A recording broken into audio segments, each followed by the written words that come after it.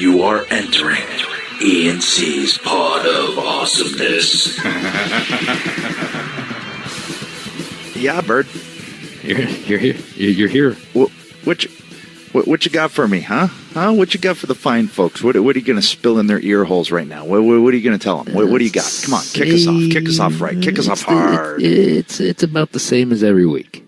I got a whole bunch of fucking nothing. That's not a good sell job, man. You see, we're supposed to get them excited. We're supposed to kick this off hot, just like you kick off the show. You kick it off with a good, right out of the gates. We're like greyhounds, and we're dashing after that rabbit. I hate greyhound races. Let me think of something different. Well, I do have something. We're like Usain Bolt. I do have something funny that I meant to talk about last week, and then I forgot when we were talking about when I was up on my family vacay, brother, in Maine. With the bushes in Kennebunkport. Yeah. Compound. And when next time Tommy's on for Tales from the Indies, we'll have to get him to tell the story of when I was picking him up from the airport in Kennebunkport, and I told him I was racing a taxi cab.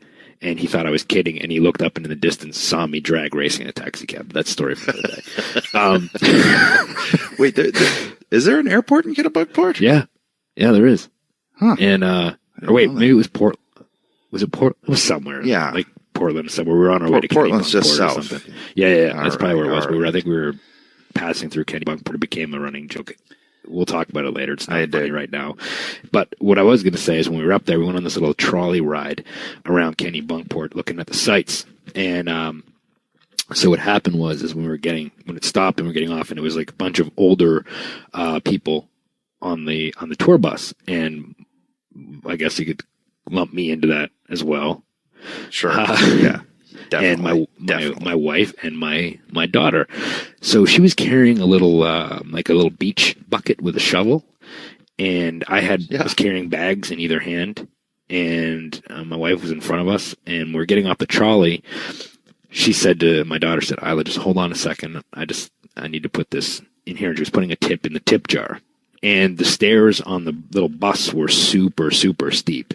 So she went to step off. She didn't listen to her mother, and she went to step off the stair and completely misjudged how steep it was, and she took a complete flip bump from the top of this trolley bus, and now people are gasping and screaming that are standing outside on the sidewalk. And she does a complete flip bump, drops the bucket, flat bumps on the sidewalk, and somehow the bucket ends up behind her head, and she lands flat. Not a word of a lie. So I jump off the top of the stairs to the ground, and I'm looking at her, and she's just staring up, not making a noise. She didn't cry. She didn't make a noise. I picked her up. I looked at her. Everybody's got this, we're gasping, like, "Oh my God, is she okay?" She turns around. She looks at everyone, throws her hands up in the air, and she goes, "I'm okay, everybody." And got a huge pop from the crowd. Huge pop. And then from the geriatric crowd. Yeah. And then I said, to try to diffuse the seriousness of the situation and kind of diffuse your bad parenting. Yeah, that we're in their eyes. At that point, not in time, saying the you worst are. Parents in the world. I said, just like the bus driver, she also works for tips, which got another pop. And then get out. We quickly walked away / ran. And we got around the corner where we just kind of started to laugh because that's all you could do. Because it could have been much worse, and it was either you laugh or you cry, and we didn't know what to do, and it was just one of those things where we're just like, we are like the worst parents ever. I'm sure there's going to be a lot of things like that. Stairs. Yeah. I'm sure there's going to be a lot more things like that happen in our lifetime. So I guess we just gotta deal with it. With an active toddler. I know. I fight the urge of being helicopter dad all the time. And Lyric is quite cautious. She's she thinks things through, and she's a thinker, that one. She's going to be like my little poet or artist or something. She's very creative, and she really thinks things through. Ruby is... Do you remember was it the Kool-Aid guy that would burst through the wall? Yeah, she's like that. She's like that. And what did that guy say? What did the Kool-Aid guy say? It wasn't Cowabunga. That was the Ninja Turtles. No, it was something like I that. don't know. Hey, you guys! I don't know. I think that was said, Sloth, "Oh yeah," but it was. oh yeah, yeah. It was, Okay, thank you, Mega Matt, for your useless pop culture knowledge. Yeah. That's what she is. She'll just walk through a wall and like, ha, ha, ha. So she's the one that will be giving me fits and seizures and heart attacks over the years. Well, kids, right? However, I was, before I forget, because, as we tend to do, last week commemorated, or maybe it was this week, commemorated the 18th, anniversary of the ladder match with the Hardys, I think. But also this last week, I don't know how many years ago it was, but it was a match that I had with Rey Mysterio against Kurt Angle and Chris Benoit, which a lot of people really laud as this, tag team match that they really enjoyed. And I really enjoyed it. And I know, all of us did. That was this week, but also was our singles ladder match at No Mercy. Yeah, I saw that. Somebody put that on the Twitter. Yeah. It was a bunch of years ago. But that was this week where I'm pretty sure we each gave each other a slight concussion, if I'm not mistaken. And one I know where yours testicle. happened. Yeah. And one squished testicle. Wow. Yeah. Yeah. So here's one thing that you do generally when you're working with someone that you know really well and your friends and all of those things, you tend to, I don't know, almost hit a little harder, or there's forgiveness automatically because, hey, it's your buddy. Well, you almost squished a testicle. You almost a one-ball man, you and Lance Armstrong. When we came up with that whole idea for that spot, it seemed like a good idea to make that little bridge with the ladder, and then we'd fight on it, and then I would lose my footing, and I would nut myself in between the rungs of the ladder. It seemed on paper like a good idea. When it actually happened, not so much. It hurt. Yeah. A lot. Your poor little ball. Which goes back to when we were talking about how we've had like real fights before, and that one time you turned around and I was about to kick you in the ass, and you turned and I hit you in the nuts, and then you had elephantitis of the balls. Right. Basically what happens, if you come anywhere at me, it's going to end up badly for your balls, apparently. Yeah. My balls swell. That's all you got for that. So also in that match, and I forgot about this until I saw the clip, and I went, oh yeah, you hit me with a slop drop off the ladders. And if you watch it back, I'm out.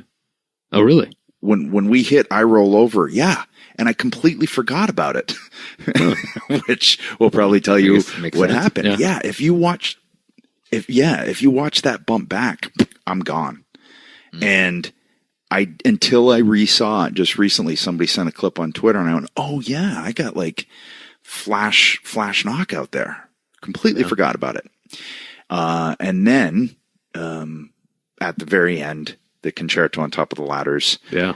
I remember thinking that was a great sell, and little did I know that I actually whacked your noggin and your arm was twitching because you were knocked out.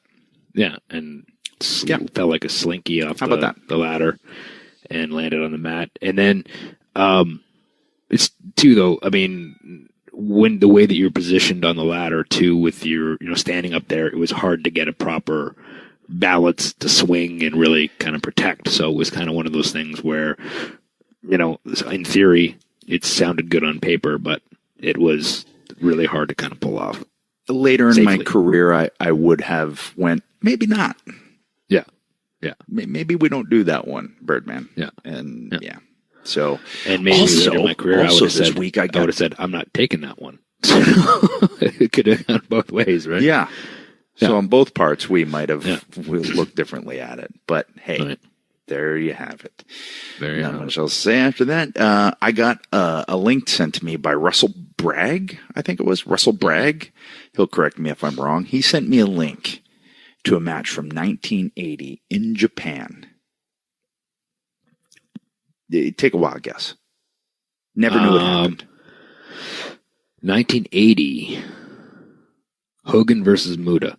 No, Hogan versus Muta. Remember, I was geeking out because I never knew it happened, and I'm a huge Muta guy. Muta's my right. You know, when it comes to Japanese wrestling, and Muta to me was okay. So and I loved Hogan. He's the one who turned me on to the business.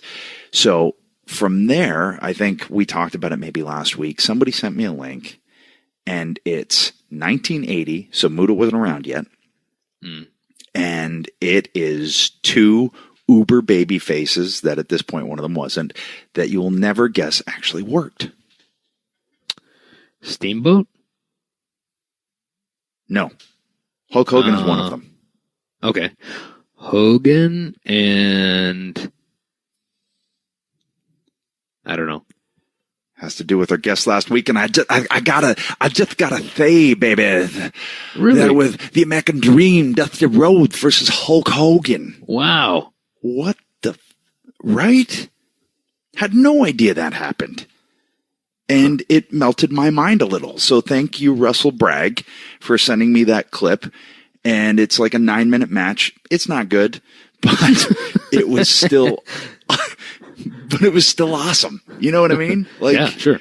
It was still awesome. It was it was still great. So, I watched that this week too. That's cool. So those were the things that I, from my Twitter this week that, the good old that Twitter. I saw that sparked my, I know, that raised my eyebrows a little bit there, Bert. See, also, it's not always people trolling you and telling you bad stuff and, that sort of thing. Sometimes good things happen on Twitter. There's good things. The guyaki love. It's in full effect. Mary Kate Anthony, she tweeted me and she said, turned my 67-year-old mom into a hoser thanks to ENC Pod. I haven't heard her laugh that much in so long. Bam. Can I just say something about, can I say something about Twitter? I see a lot of people put the little heart, the little like thing on there, the little, I love this or I like it. I don't get that. I mean, what does it do? So here's what I've learned is that if you retweet everything, then your Twitter feed is just a mile long, and then everybody gets that retweet through their feed, and now you're an annoying guy. That's, I think, my take, and I got a fake Christian laugh out of that one, so I'll take it. So Bird TLC happened. Yeah. What'd you think? What'd you take? Yeah, I mean, I thought it was there was only really one TLC match, right? There wasn't really any, like a tables match. There wasn't really like a specific ladder match. You are correct. I guess in some ways, that's good. Mm-hmm. Just to because I mean, sometimes when you have a specific like a ladder match and a table match, you've already seen a lot by the time you get to the TLC match. It's overkill. It's a little overkill. Yeah. So I think, so in that sense, I'm not sure if people were kind of, I guess they already knew ahead of time. I guess the matches were all announced and that sort of thing, but, I thought it was a pretty decent show. I mean, didn't like blow me out of my socks or anything. You? No, not really. But there's, as I was, thinking of the matches and, we always forget a couple, and that's no knock on anyone. It's just, we get talking and rambling, and that's what happens. But the first match in the show was Asuka and Emma, right? Yeah. And and I'm sure I'll get lambasted for this, but I don't get the Asuka thing. I really don't. Like, she's fine and she's solid, but I don't know. I think it happens not just with her. I think with a lot of people when there's certain hype around somebody and and honestly, I've never seen a full match of hers until last night. I've seen clips and I've never actually seen a full match. So, maybe I have. Maybe I've seen one or two. But I think that when there's a lot of hype and that sort of thing, it makes it almost harder sometimes for the talent to kind of live up to the packages and to the hype, and then expecting something completely different than they've ever seen before. And that's really hard to do. I liked her body language. I liked her presentation. I liked her persona. She seems really comfortable with what she's doing. But yeah, I mean, there were some certain things in there where weren't necessarily super crisp or anything like that. And it could be the first time, because maybe it's the first time she's worked with Emma or whatever. Yeah. Maybe it is also because the match was a little bit long, maybe. It was a little long, but even going back to the NXT stuff I've watched, and I've just never, I've just never really bought in. And it's not that I don't want to or anything like that. I don't know. I even the entrance and everything, it's very Nakamura-esque, and he was doing it first. So it just, I don't know. I've never really understood the hype. And then last night as I'm watching, I know that the powers that be hate the head-to-head thing. I was like, ooh, that's not going to go over well. But more than that, what I didn't get is using an ankle lock. Yeah, I was going to say the same thing. On a night when Kurt Angle is stepping back in a WWE ring for the first time in 11 years, and it's actually being used in the main event for something pretty pivotal. Yeah. Why do you do it as a spot that goes nowhere? Right. That doesn't lead to anything, that leads to getting kind of pitched out of the ring, that leads to a trapped leg German, okay, cool, but still didn't lead to anything consequential to the finish. Didn't make sense to me. And those things that I see, I'm like, somebody doesn't get it. You know what I mean? Maybe I'm being a dick. I don't know. No, I mean, but that's all stuff that, yes, okay, it was you're talking about the first match and the last match, but I'm a firm believer in that too, especially when you have a guy that just got inducted to the Hall of Fame, one of the greatest of all times, and that's his signature move. I mean, you just don't do it, in my opinion.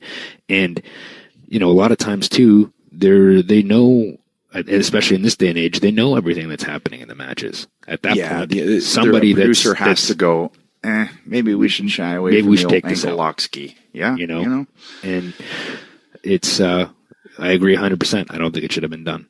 And by the same token, if someone were to do a bank statement in the opening match where Charlotte and Sasha were in the main event in Hell in a Cell, I'd go, what are they thinking? Yeah. You just don't. So anyway, that's my little rant. Was it a rant? Or was it more of a curmudgeonly? Yeah, I mean, but like quizzical. But I mean, I'm all for sometimes too. It takes, and we've seen it with a lot of superstars that are, and then it is a transition. We've talked about it here before, from stepping from NXT to the main shows, to SmackDown, to Raw, or to a different show. Maybe not necessarily the main show, but a different show, and it's a completely different platform, and sometimes there's an adjustment period, and we'll give her the benefit of the doubt. I think she's obviously talented, and we'll I'm sure she'll do well. Yeah, I think Emma stepped up and showed quite a little bit of chutzpah in that. So anyway, that was my take there. What else do we got, Bird? What other matches? What else was piquing your interest? Was scratching your chin? I kind of like the stuff with Elias. I dig him. I dig him too. I didn't necessarily like I thought the first time with the throwing the vegetables and stuff, I thought the next time they maybe should have done something a little different. I think it's cool. They're giving Jason Jordan a little bit of a personality, something that he can, kind of connect with on that level. We've talked about that in the past, that something else has to match the in-ring talent. And I thought they gave him a little bit of a, a little bit of a different take on his personality, but definitely think it should have been something different the second time around. And you got a landline ring in there, Bird. Yeah, huh? That never happens. You still have a landline, do you? I don't even know who this is. Hold on a second. Are you going to answer? You're going to answer. Of course you are.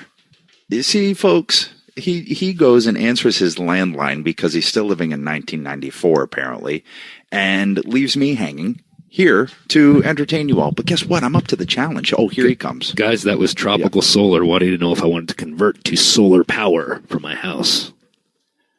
Well, clearly the fact that they called you on a landline lets them know that maybe you're not ready to step up to the solar challenge yet. Jesus. Yeah. Wow. Sorry, Tropical Solar, I'm not interested at this point in time, which is why I just hung Elias, it's a throwback to Honky Tonk Man, to Jeff Jarrett, to that whole musical Heat thing. Yeah.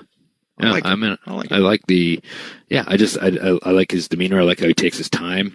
I really like the part where he was getting booed, and it felt like an ad lib, because I don't think you can gauge whether how the crowd is going to be booing you or how loud. Yeah. When he stopped and said, "Well, now I have to start over again." Yeah.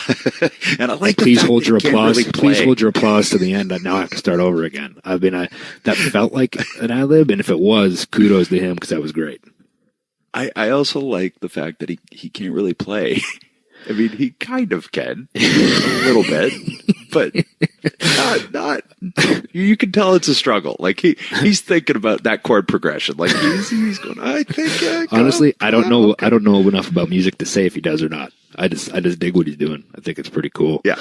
Well, but I'm saying I like that. I like the fact that, like, because if he hopped on there and he's freaking Yngwie Malmsteen or Nuno Bettencourt or, there's no heat. You're like, oh, this guy's pretty good. Yeah. I was like, okay, he can shred an acoustic. Like, he's hitting like off chords and he's muting and deadening strings. Like, he's kind of not that great. So that's a good thing. It fits. Yeah.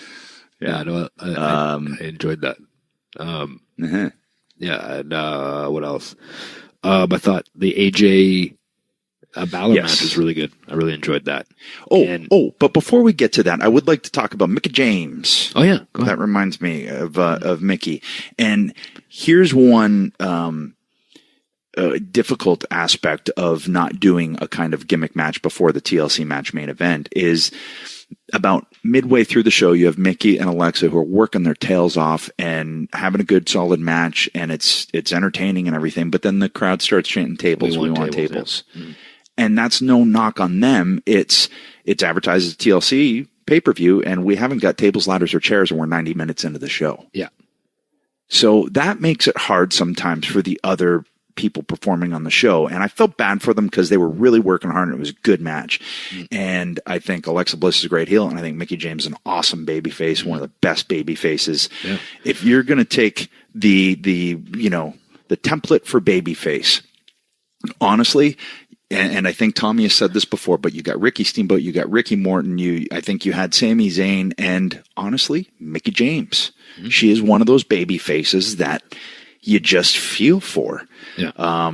So yeah. Anyway, I was happy to see her and Alexa, and so that was my take. Yeah, it was a good match, and I'm a big fan of Alexa Bliss. I think she's really good, and I've said it before. I think she's a good little heel. And, her attitude, the things that she says, the way that she carries herself.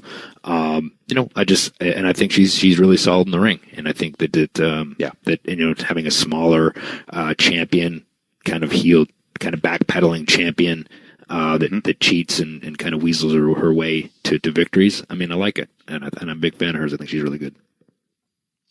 Now we can fast forward back to what we were talking about, to AJ Styles and Finn Balor. And now all of this happens because there's some kind of viral thing happening. People are getting sick. First of all, more importantly than any kind of wrestling show, let's hope everybody's good. Yeah, sure. Everybody's feeling better. Yeah. Bray and I think Bo and JoJo and Roman. So Reigns. Hopefully they're feeling better. And but it kind of threw a really cool wrench into the pay-per-view, because it presented us with this dream match, especially if you're a fan of New Japan Pro Wrestling, in that it had the first two leaders of the Bullet Club.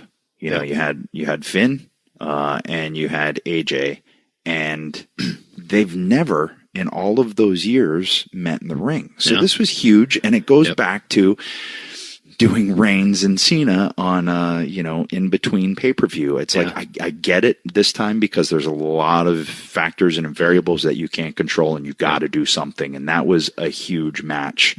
Really cool for Minneapolis to get that and get it out of the blue. Yeah. And I mean, you could tell that people were hyped to see it. There was like "This is awesome" chant before the match even started. So they were hyped to see it. And they delivered. They started a good pace. And what I liked about it was kind of interesting too, because the next time they face each other, it can be AJ versus Finn instead of the Demon, which gives it a different spin. And it does. I think that what I liked this time, and we talked about it last time, was that I think that there needed to be something a little dirtier about Finn Balor's presentation when he was. I think he listened, Bird. I think he listened. I felt like he dirtied it up a little bit, did a little bit different. He could still even go a little bit further with it, but it was definitely. I got to feel that it was something different this time as compared to last time, and I like that. It gave me a different feel. That okay, yeah, I can see the transformation now a little bit. Yep, there was just the punching in the corner and the mixing it up between the head and the and the gut, and then the stomps after he stomped AJ's head, and then just started stomping him against the ropes. It was meaner, it was uglier, it was grimier, it was greasier. Yeah, he did a couple moves they said he hadn't done in a long time. Yeah, so like the reverse kind of. I don't know. Dustin used to use it. Yeah, the kind of reverse cord buster type thing. Yeah, I don't know what it's called, but I'm not that good, so I don't know these moves. Yeah, I enjoyed it. I thought it was a really cool moment. I think you can't have the demon character lose, so I think that it was the right call. Well, that's what I'm saying too. And also, going forward, you can have the next match. You can have AJ versus Finn, and then you can even have another one after that, whether it's the demon or not. It leaves it wide open, but it gives it a different feel already. And what I would have done is I would have taken about 7-8 minutes off that main event and given it to AJ and Finn Balor, honestly. Yeah. Well, but you could tell too, and huge props to AJ flying in all night from South America to make it in the day of the pay-per-view. I mean, there's not a lot of preparation.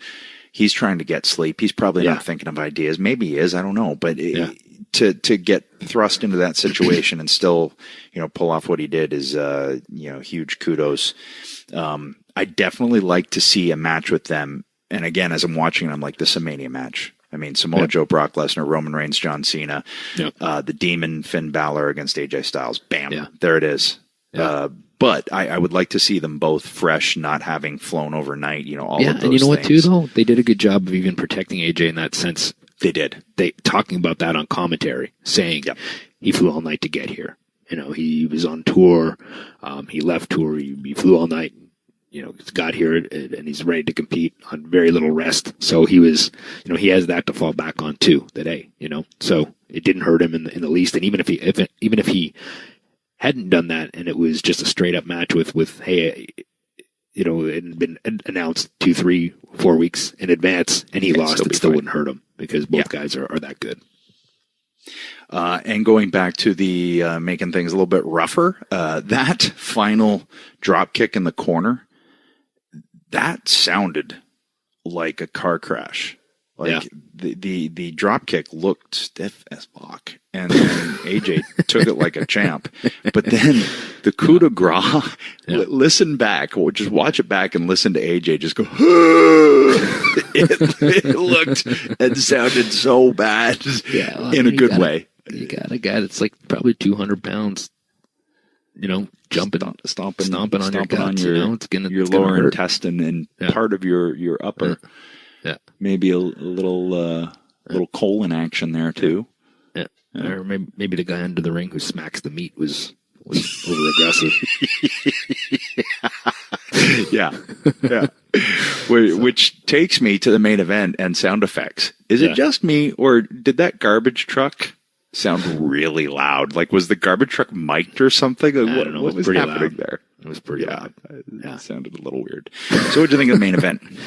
I mean, it was cluster. You can say it. Yeah, it was clustery, man. I mean, there was parts of it I liked, and then I just I don't know. To me, a TLC match is maybe I'm partial to it because we were involved in the very first one, which they gave us a shout out on that one, so I appreciate that. To me, it's you have to climb for something. There has to be something at stake. Yeah. And I'm not sure. It makes it feel weird when there isn't that. Right. I didn't understand what the jeopardy was. Like, if this person is it just for bragging rights, or there's nothing really at stake? And to me, when you have a match like that, the stakes need to be higher than just a win or a loss. There needs to be something hanging in the balance. To me, a visual. So I don't understand. And I was halfway through. I was wondering. I was even thinking about it because I didn't even know. I was like, nobody's even tried to climb yet. Like, what's going on? And I don't know if I missed something in the build-up, like, hey, this is going to be a straight pinfall or submission type thing. But it wasn't even an elimination thing when you have like so many guys. I don't know. I think the jeopardy was supposed to be the 5-on-3 aspect. Yeah. But it goes back to, I think, the Shield's first actual match as a unit in the WWE was against Ryback and Team Hell No. And it was a pinfall TLC. Oh, okay. And so I think that's what it was kind of harkening back to, but it is odd. Yeah. And especially since there was no pinfalls attempted until the very, Well, end. in that case too, like, what are the ladders for? I mean, the ladders are to climb up to get, or really, they're not really meant to, yes, you end up doing moves off of them and some cool stuff and some good visual stuff. There's drama to build when you climb up, you get stopped, or when two guys are up there and they get thrown off, whatever it is. But ultimately the ladder is there to climb up and to get the prize, whatever's hanging above. Right? Yeah. So I don't know. Yeah, it seems to take away some of the drama of that kind of match and turns it into what it was, and it's 5-on-3. You got 8 guys out there. It's not going to be pretty. It's going to be what it was. Is going to be like a bowling show of a match, and it was fun and it was entertaining. And how about Glenn? So Kane, and I'll say Kane. Sorry, that dude. Like, he doesn't look like he missed a day. He's been off for a year? Yeah, I know, right? And walks back in, and he is the glue of the heel team. Yeah. Well, I mean, he's the most experienced guy on the team, right? Yes, so, but still, just walking in after all that time off, you should at least look a little rusty. Right. He didn't at all. Yeah. He's Grum. And he's Grum. Yeah, good point. So that was, what'd you think of Kurt? I thought, I don't know. To me, it's one of those things, right? Like, I get it. Like I said, they were in a bind, and I understand. Yep. Trying to make it up to the fans for something that was happening. So in that sense, I get it. But when I think of Kurt, I wanted to see him come out in the singlet. I wanted to see the music, come out and do the hop, the whole thing. But I get now they can at least save that for another time. But still, this is the first time you're seeing them. Yeah. And so I don't know. There was kind of mixed feelings. I get why it was done the way it was, but the fan in me would have liked to see it, like him at least get his entrance and that sort of thing, And like, even if he came out, with the singlet and somebody, before they started, somebody threw him the vest and he put the vest on or something. I don't know. Yeah. It was cool to see him back in there. Yeah, definitely was. But too, he hasn't been in the ring in a long time either. So it was a good way to protect him in that sense, to get him back and a feel for it. And he's been through a lot physically, and so it was a good way. And I think that's what was in the back of my mind the whole time. Yeah. I'm like, how's he doing? Because getting power slammed through tables, and I think it was a good thing that he went to the back and kind of. Left it down to the two, Rollins and Ambrose, and then he comes back. That was cool. But I think having,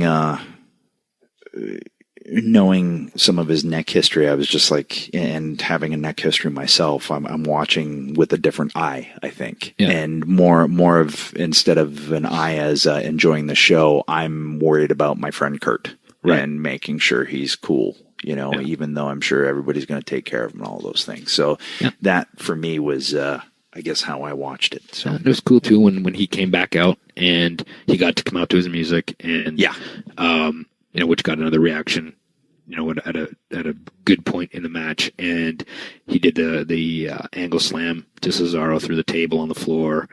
Yeah, and I love that because he just shucked him off. It was just man. And then he came in, did the ankle lock, and did the whole shtick with them, and it was good. It was, I liked that part. Like I said, it was definitely had moments for me. I thought it was a little long. Like I said, if 7 or 8 of those minutes had gone to Styles and Finn Balor and just cut like a little bit out of that, I think it would have been perfect. And you know what? Honestly, too, we're talking about TLC matches, and sometimes, and we're saying it's kind of like a, bowling shoe ugly type match, right? And this one, and it's kind of good in a way too, because you're also conditioning people like, hey, it's not always just going to be about big spots and death-defying kind of stunt stuff, yes, and things like that. It can go either way. So in that sense, it's good to have those matches interspersed, especially with the pieces and all of the moving pieces that were in this. It's kind of the only way you could roll with it. Right. So I'm glad that Kurt seemed A-okay by the end. Baby faces prevail, yay. And I think if you didn't have Kane and Braun go at it somewhere in there, it would have been like, okay, come on, they beat 5 guys. So that protected that. Yeah. So yeah, Bird. So TLC's in the books. Yeah, it's in the books, brother. Yeah. And somebody tweeted me something. We were talking about Twitter earlier that I guess, which was cool because we were in the first TLC match. And I don't know if this is true or not, but the first TLC pay-per-view match, when it actually became a pay-per-view, was my ladder match with Shelton Benjamin. Was what? My ladder match versus Shelton Benjamin. For really? the ECW championship. That's what, and I don't know if that's true or not. Somebody tweeted me that, but I don't know if it's, I haven't done any research on it, so I don't know if it's true. Now, and here's something that I haven't done research on, but in watching TLC match clips and everything, you see the ref throw up the signal. It's the dreaded X or the the A-OK. Correct me if I'm wrong, and I know someone will if you don't, but wasn't that instituted because of our TLC matches? I'm not 100% sure. Okay. So, yeah, I don't know. I really don't know. So somebody will watch back matches before to see if it happened, and they'll let us know. But I don't know why I thought that was some kind of thing was dreamed up backstage so that everybody would know we were okay ish. Okay. Yeah. Right. So that could be wrong. Yeah. So you finished with TLC? Anything else you want to say about it? I mean, that covered most of it, right? Yeah, I think for the most part, it did. A lot of good feedback to good old Dustin from last week's show, and a lot of people really getting some insight that they didn't know. Mm-hmm. Also, not knowing that he has a book, so they can pick that up and they can, read a lot of the story there too. But it's always nice to see, like, maybe you're opening newer generations' eyes to what this guy has contributed to the industry. So that was good to see. Yeah. And then we got this week, brother. We do. I had to counter your get with Kevin Owens with a get of my own. Yeah. One Sami Zayn. And we do got him, right? Because the Spin Doctor, he's been blowing you off. So do we got him? Yeah, I think so. I mean, John Cena and Randy Orton can do it. Yeah. Samoa Joe, Kevin Owens, AJ Styles, Goldberg, Shane McMahon, they can all do it. But Sammy, I'm not sure, right? He's two princes. Yeah. Yeah. I don't know, man. I got nothing. Yeah, you got nothing left. All right, Dr. Sammy. In need of great talent for your business, but short on time? You don't have to get lost in a huge stack of resumes to find your perfect hire. You just need the right tools, smarter tools. What if hiring could be easier, more streamlined, and less time-consuming, so even when you're busy, you could still be smart about the way you hire? Well, if you're hiring, you know that quality hires keep your business moving forward. That's why I can't get rid of Edge. That's why this thing's stuck in a rut. But you also know it can take a lot of time to find the right candidate for the job. See, with ZipRecruiter, you can post your job to over 100 of the web's leading job boards with just one click, so you can rest easy knowing your job is being seen by the right candidates. See, ZipRecruiter puts its smart matching technology to work, and they matched us up together, brother, because I knew I just wanted to slap your ass. Actively notifying qualified candidates about your job within minutes of posting, so you receive the best possible matches. That's why ZipRecruiter is different. Unlike other hiring sites, ZipRecruiter doesn't depend on the right candidates finding you, it finds them. And I'm pretty sure it's going to find me somebody like Kevin Owens or AJ Styles or Sami Zayn to be co-host next. See, you can get a head start in the interview process by adding screening questions to your job post to help identify the most qualified candidates. So you don't have to waste time sorting through a stack of resumes to find the perfect fit. No wonder 80% of employers who post on ZipRecruiter get a quality candidate through the site in just one day. And the easy-to-use ZipRecruiter dashboard lets you manage your hiring process from start to finish all in one place. ZipRecruiter, the smartest way to hire. I want to say it again. ZipRecruiter's the smartest way to hire, brother. As long as you repeat it, it means more. Find out today why ZipRecruiter has been used by growing businesses of all sizes, not just the big ones, the small ones, the medium ones, the medium-sized industries, to find the most qualified job candidates with immediate results. And right now, our listeners can post jobs on ZipRecruiter for free. That's right, free. FREE apostrophe. Just go to ZipRecruiter.com/awesomeness. That's ZipRecruiter.com/awesomeness. One more time to try it for free. Go to ZipRecruiter.com/awesomeness. Hello. Hello. Hello. Hello. How's it going? Yeah. Sure? I just want to get something clear. Are you sure you're not too tired to do this? No, I'm fine. Are you sure? Yeah. Those texts that we were sending back and forth, it seemed like you were a little on the fence. You're like, I don't know, I might be tired. Because, it's not like we're asking you to run a sprint while talking to us. No, I'm totally fine. Okay. You see, this is where he's taking it already. See, Yeah. he's already starting this interview off Yeah. on that foot because he's Very confrontational. He is. That's kind of the way we've always been with each other, right? Like, I mean, I think that we could probably do a whole podcast on fantasy hockey. We're not going to do that. Thankfully. But we have a pretty good rivalry going in fantasy hockey. I mean, I should re-preface that. It has to be a rivalry. One side has to actually win for it to be a rivalry. Well, but you're trying to catch me. I don't know. I've beaten you a fair amount of times. It's just it always comes down to the finals. You and me in the last week, even though I finished first in the regular season, 2 years in a row I had a bad week against you in the finals and you won. I'll admit it. No, as soon as you said I won the regular season, that means I knew that he won. Yeah. Yeah, exactly. The good thing is I'm a very gracious winner. Yeah. Yeah. Actually, this podcast is part of the reason you're still in the league because it's a WWE only,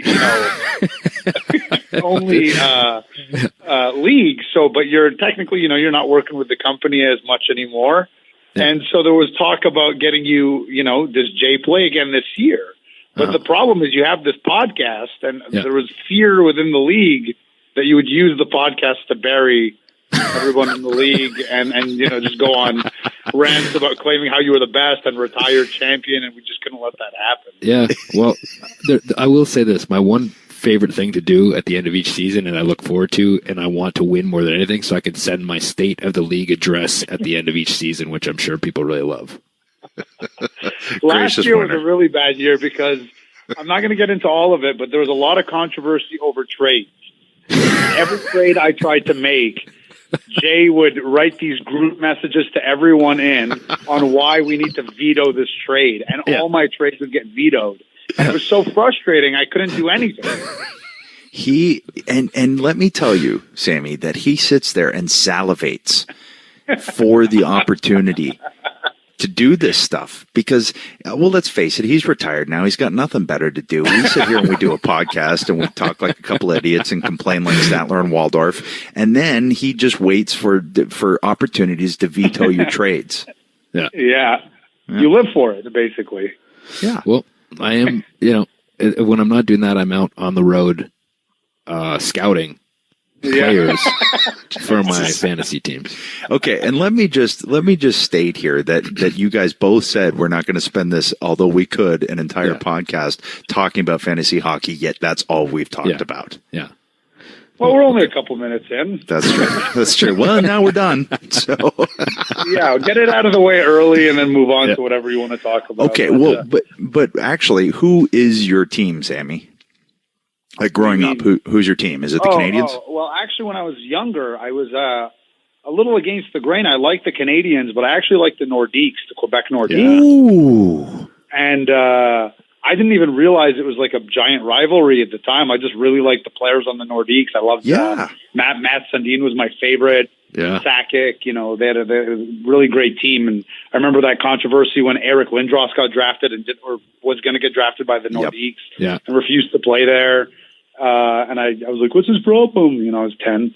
But then eventually, I kind of, I reached up. So growing up, I always wanted to be either a hockey player or a wrestler. Those were my two passions as a real young kid. But then around the time I was maybe 10, 11, I'd say it was pretty split. And then around 10, 11, wrestling just completely took over. And I just pretty much, completely. And so I pretty much tuned out of hockey altogether for about 10 years. I'd say from 95 to 2005, I was completely just obsessed with wrestling. And then only about in 05 or so, after the lockout, the NHL lockout, I kind of got back into hockey pretty hard. But there was a good 10-year gap there where just wrestling became everything. Huh. I didn't know that you were out of it that long. Got a sting this year though, because Canadians are brutal. Brutal. But you know, I've been so busy on tour and everything. I haven't actually caught even a minute of hockey. We're only about 6, 7, 8 games into the season, but I haven't caught any of it. And the Canadians aren't doing. I mean, they're doing horrible. So it's not. You know, I don't feel like I'm missing much. Yeah. Speaking of being busy, you were just on tour. You just literally got to your room from your tour in, was it Chile? Yeah, from Argentina, which is, you guys ever been there? Yeah. You have? Uh-huh. Okay, because I was told that it might have been the first time the company had ever run there, but I wasn't sure about that.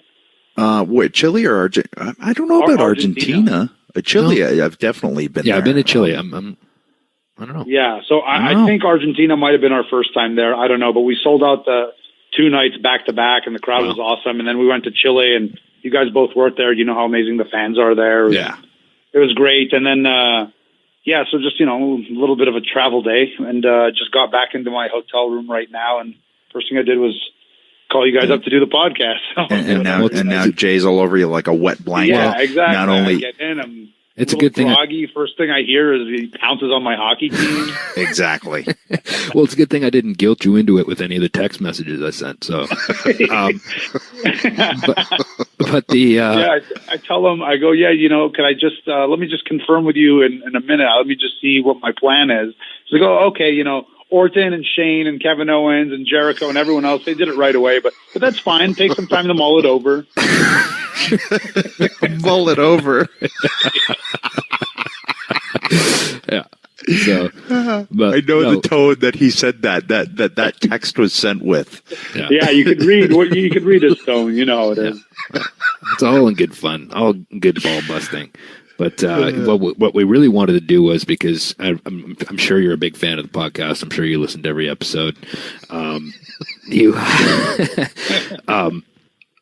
We like to refer to ourselves as the Rocket Strappers, because it's seemingly anybody that gets on the pod with us or gets mentioned on this pod, you know, kind of starts to get elevated. And we had mentioned you a couple weeks before, you know, you started doing the thing you were doing now with Kevin Owens, which has been great. And I texted you a few things about that too, that I really enjoyed it and thought it was, you know, pretty surprising and pretty cool twist. So, you know, that's the thing. We understand you're tired, but you have to understand what you're getting out of this. You're getting rockets, brother. That's it. You are you saying that you have Vince's ear? Is that I'm saying we only supply the rocket. Yeah. You know, Vince's ear, it's to the ground. You know, he's listening to multiple podcasts. He's a big podcast guy. You know that. So, you know, with all the spare time that he has, he's listening to this podcast. And all I'm saying is you're already on your way, but now look out. Yeah. Get that. Good. You've been strapped in, Sammy. Yeah. Maybe I should have done the podcast 6 months ago. Yeah. We have a motto on this podcast: "Strapper's gonna strap." You know, and just who's next up to the plate? It happens to be you this week. So, am I the strapper, or are you the strap? You're the rocket. We strap the rocket to you, and you're gold. You're the strappee, and we're the strappers. Yeah. All right. Okay. Yeah.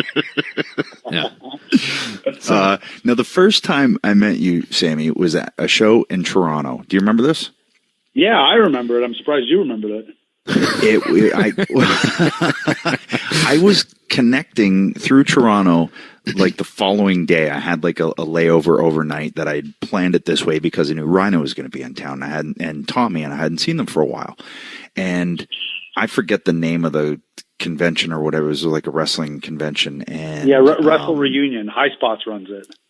Okay. All right. So I knew they were both working. I went, I saw them, and I saw you there for the first time. We actually met, and I had, you know, a few weeks before seen your match with Jay Lethal on Ring of Honor, and I loved it. And I just like, what this is amazing. And obviously I'd heard of you and things like that, and that guy named Generico, but I'd never actually really sat down with your stuff. So when I got to meet you, I remember, telling you that, and just remembering that was the first time that we met was in Toronto there.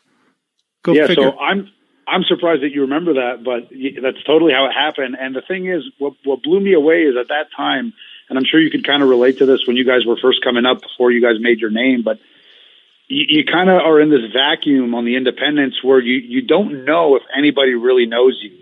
You're kind of starting to get over on the independents or in your local scene or whatever it is. Obviously the independents changed a lot between the time you guys were there and the time I was kind of making my name there, but you're always sort of oblivious to just how many guys in WWE have heard of you or if they know you or if anything, you know what I mean? So when I met you and you told me that you not only knew who I was, but that you saw my work and you liked it, I was pretty blown away. It was kind of the first time that I got that sort of validation from like a name guy, from a WWE guy. So I remember that pretty clearly. It was a pretty big deal to me. But, it kind of opened my eyes to like, oh, I guess they do watch, or, oh, I guess they do keep their ear to the ground, Well, and at that time, I really wasn't. That was the thing, too. And I just happened to be skimming by, and I saw it. I was like, well, okay, let's see what's going on here. And then I started watching it. And by the end of it, I was like, that was fucking great. Jesus. Like, I got wrapped into it, and I just really, really enjoyed it. So when I saw you, I was like, dude, you're good. You're going to be just fine. And when I first met you, I thought you were delirious. That's correct. Yeah. Did you? No, I was just ribbing him. Well, it's so for years. it's so different. From when we came through the Indies, there wasn't a way to really get your name out there. You just had to show up at shows, or it was like tape trading type thing. Like you had to get your tapes to promoters and things like that. And now I think it is so much easier for guys in WWE or guys in New Japan to see all of the talent that's actually out there. Like, forget about it. Because there's probably a 10-year gap between your indie days and then my indie days, at least 10 years.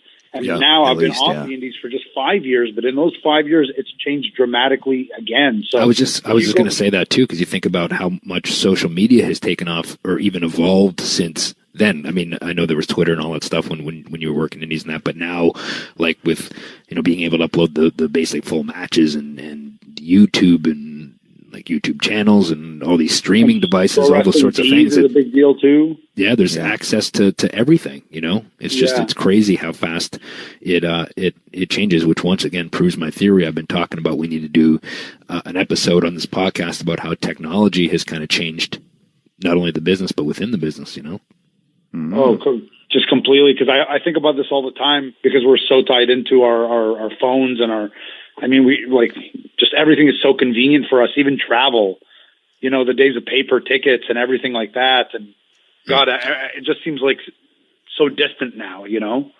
Yeah. We had the Rand McNally, and we would get to the town, pull over at a gas station and say, hey, where's the arena? Or, hey, where's the gym? Unless you'd been to that town multiple times. And then you got this weird, like Rain Man type encyclopedic knowledge of the roads, basically the arena and the gym in each town. So like Jackson, Mississippi, I know where the gym is and I know where the arena is there. Right. Even to this day, it's weird the things that you pick up, but it's amazing how much it's changed. I resent the dependency on technology for that reason because I don't have that. Because I don't know. It's like I've been to a town loads of times and I'll barely remember, I don't remember the highways to get in and out of town, and if you don't rely on a GPS, if you actually have to, put in the mental work and not just sort of brainlessly drive and turn right here. And then, you do, then you kind of accrue that knowledge of not just one town, but the whole country basically, because you travel the country. So you end up knowing all these things, all the in and outs of, like you said, Jackson, Mississippi to Albany, New York. You know what I mean? That's a pretty cool thing. And I think that's, again, the product of a bygone era now. And Lance Storm knows where every Cracker Barrel is. So He's a big Cracker Barrel guy. Is that his thing? that's his thing. We were talking to Kevin Owens a couple weeks ago, and he was telling us a little bit about how when he broke in and he had mentioned that, you know, when he kind of hooked up with you were, you know, setting up rings and that sort of thing, and you'd kind of been training in backyards and stuff. Is that like, how did that happen? Yeah, no, that's how I got trained. Yeah, I got trained in a backyard. So I am a backyarder through and through. I wrestled a little bit in my backyard, and then my professional training was also in a backyard. So I hope to end my career in a backyard just so that it's full circle. You know, but yeah, the guy that I found. So I could give you a long version, but I'll try to cut it down here. But long story short, I was in high school and 14 years old, and I had this sort of like wrestling nerd friend. We were both just wrestling nerds. We'd just talk about wrestling all day. And then I changed schools because we got rezoned, the kids that lived in my town. So I hadn't heard from this kid in a couple of years. And then one day out of the blue, as I'm about to graduate high school, I get a call from him. And I hadn't heard from him in about 2 or 3 years, which when you're 14, 15, that's a really, really long time. You know, not like now. Yeah. Now you don't hear from someone 3 years. You pick up where you left off. But back then, I couldn't believe this kid was calling me, and he was basically calling me because he had gotten a job as an intern on a wrestling radio show in Montreal. And on that wrestling radio show was a local wrestler, and he said that he'd be willing to train us because he knew I was interested in being a wrestler from years ago. So he basically called me to ask if I was still interested. And I, of course, was. So I jumped on the opportunity. But, you know, I didn't know any better. I didn't research anything. I didn't know anything. The only other school I knew of was Jacques Rougeau's school, and it was $3,000, and I, couldn't afford that, which is where Kevin actually got trained. So had I had the money, we might have crossed paths when we were 16, but we didn't. It took a few extra years because I basically got this sort of really, really basic minimal training from a guy who, no offense to him because he broke me into the business and all, but he wasn't very good. He barely finished training himself. It was more or less self-taught. Like, he basically showed me a tie-up, showed me a wrist lock, showed me a hammer lock, showed me how to bump. And I was pretty natural at it already, but so he'd kind of show it to me once or twice and I'd pick it up. And then, only did that for about 6 months. And then from there on out, it was really learning on the job. It was just, once I got started, I just couldn't get enough.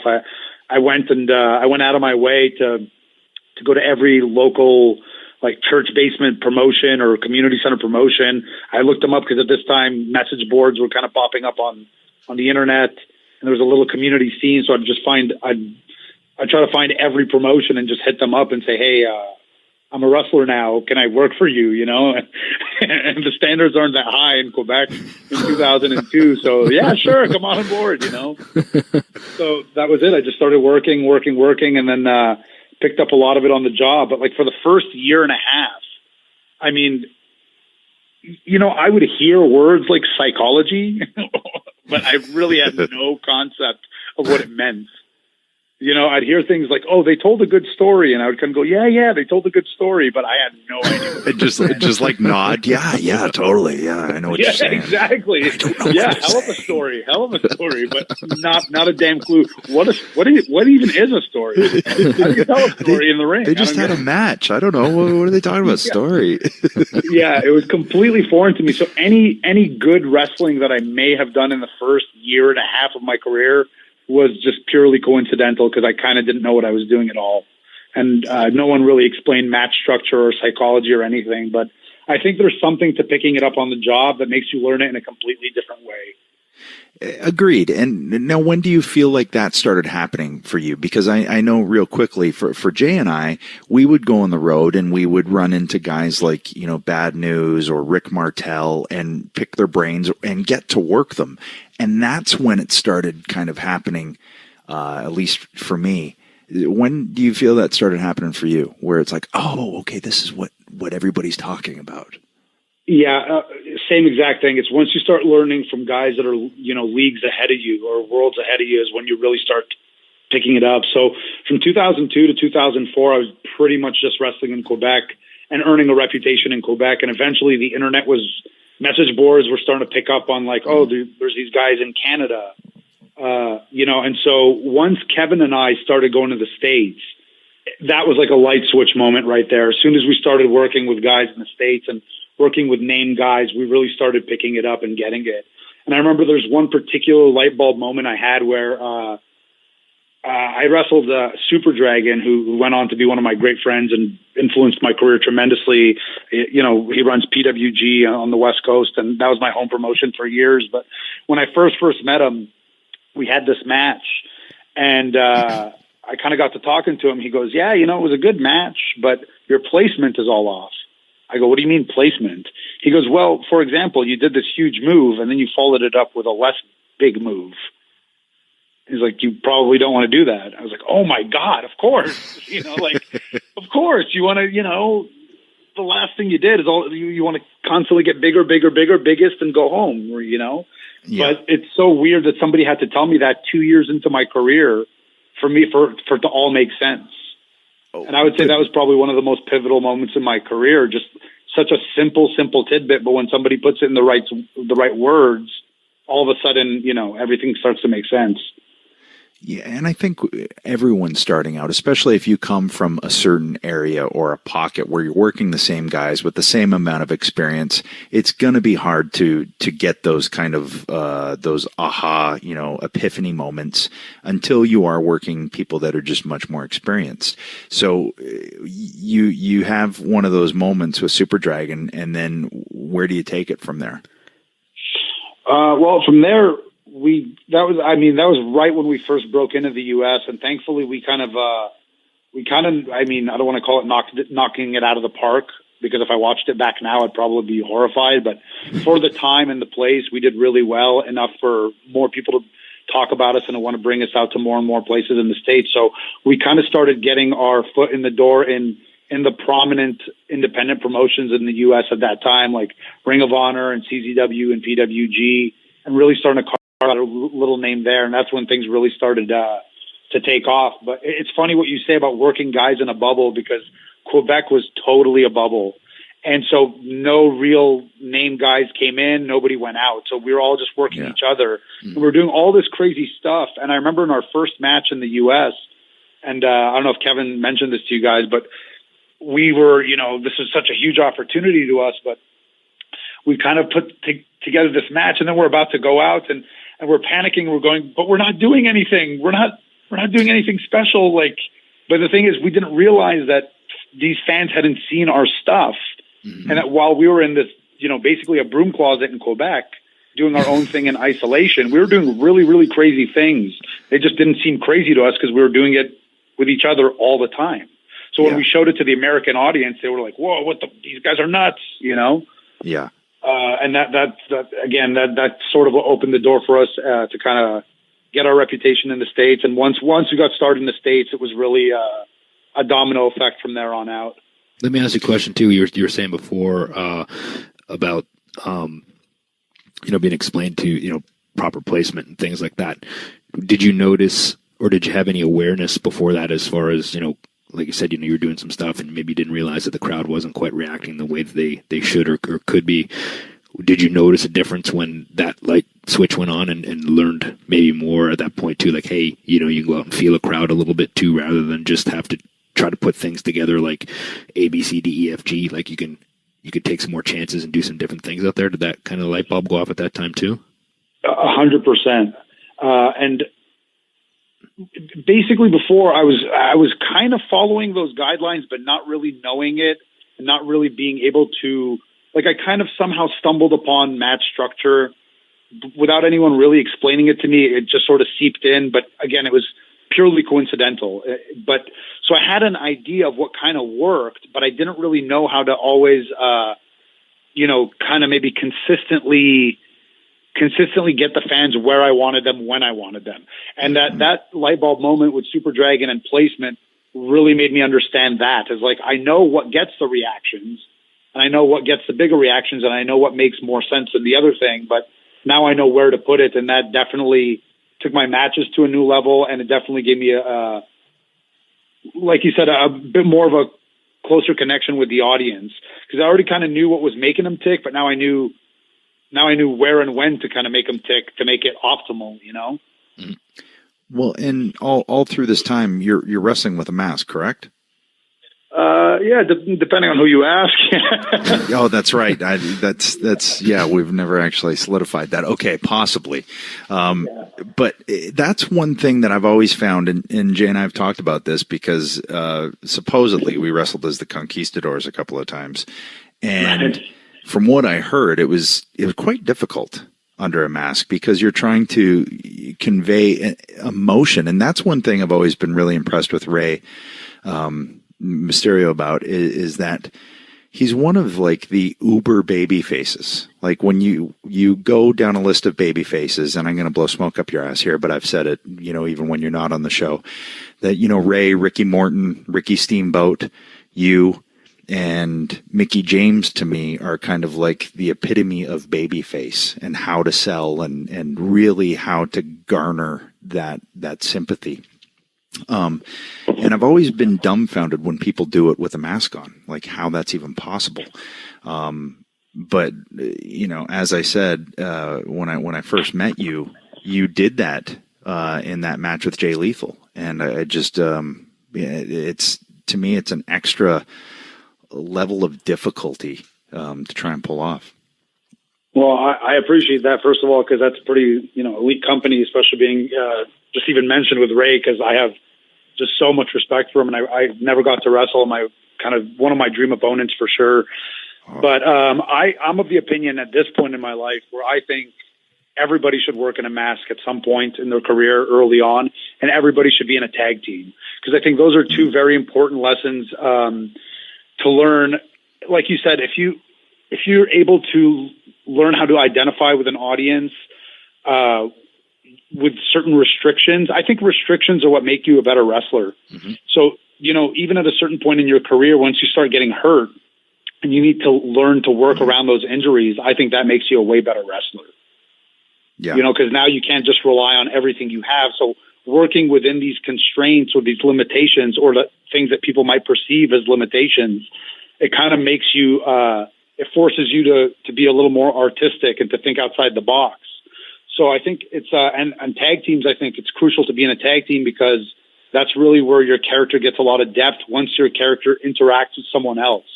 Because you can tell people this is who I am, but then it's really, people understand it when they see that interaction with a different person and they understand what makes this person tick.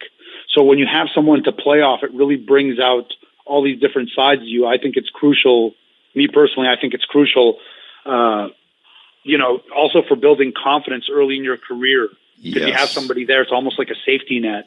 Yep. So I think those are two really important things. And I don't know, the mask thing is interesting because once I started with WWE and it was a whole new character and now all of a sudden my face is out there, I really don't, and I find I'm running into this problem now that I'm transitioning the character to this sort of new direction with all this Shane McMahon business that I'm doing now, is I've always been a big fan of the really animated cell. Like I never liked Shawn Michaels just because I was such a Bret Hart guy as a kid. but man, like I love that kind of bump and feed, wacky, bouncing around like a rubber ball when the babyface starts blowing a comeback and the heel's just ass over tea kettle all over the place. I've always been a fan of that, So I kind of took pieces of that and I adapted it into this character that I was doing on the indies. But the character, because it was so cartoony, could get away with so much. So when I came to WWE and it's all about realism and this and that, I thought my style would be kind of too over the top for them. But I don't know.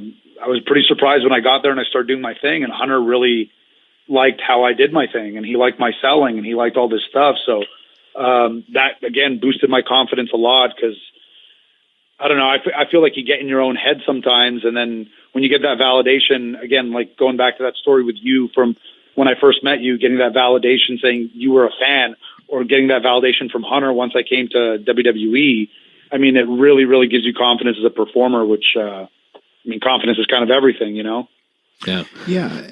And back to your point of even like gaining confidence with the safety net of tag team wrestling, that's a great point. And it's also tag team wrestling's a different art, or it's a different branch on the tree, and there's so many different things you can do with tag team wrestling, but those ideas you can then pull over into singles ideas eventually. So I really do think that being in a tag team, and I mean, hey, you look at Brett, you look at Sean, two guys you just mentioned, look at where their careers, grew from and where they got to. And it seems to me, I've always felt like that's a great natural evolution. And it's what Jay and I both did too. You start in a tag team and gain confidence. And then as, that flower gets watered, you grow and grow and grow and grow until eventually you take your own path. But that's a really good point. You guys as a team is a great example, because on your own, I don't know if you could be as goofy as you guys got. No. Which is what I think got you guys super over when you did. When did you really start getting wacky and showing that side of your personality, and the glasses and the 5-second pose and all that stuff? If you're alone, it's really hard to do that, especially in a convincing way, without just coming off as a goofball. But when it's two buddies doing it and bouncing back and forth, it's like, oh man, these guys are, they're dicks, or but they're having fun, or whatever it is. Like people can attach to that relationship more than they can attach to just one person on their own, in my opinion. No, it's true. And part of the challenge that we had with that was when we became singles, was trying to transition out of the goofiness. That was really the only kind of moment where like, okay, now what do we do? There's also that can't really do the goofy glasses now. You get used to playing off somebody too, which is good. And then when you realize you're out there by yourself, you're out there swimming alone this time. You know what I mean? There's no one to there's no one to kind of pull you out of the water when you need them. But so you were so when you got to NXT and they asked you to take the mask off, did you have any reservations about that, or was that something that excited you? No, allegedly asked you to take the mask off. This hypothetical mask, of course. Yeah. I didn't really know what the deal was. I didn't know because, they sort of scouted me on the independents for my act. And that's what I thought. I thought you saw my act, you liked it. Maybe they're hiring me to kind of do my act here. I really had no idea.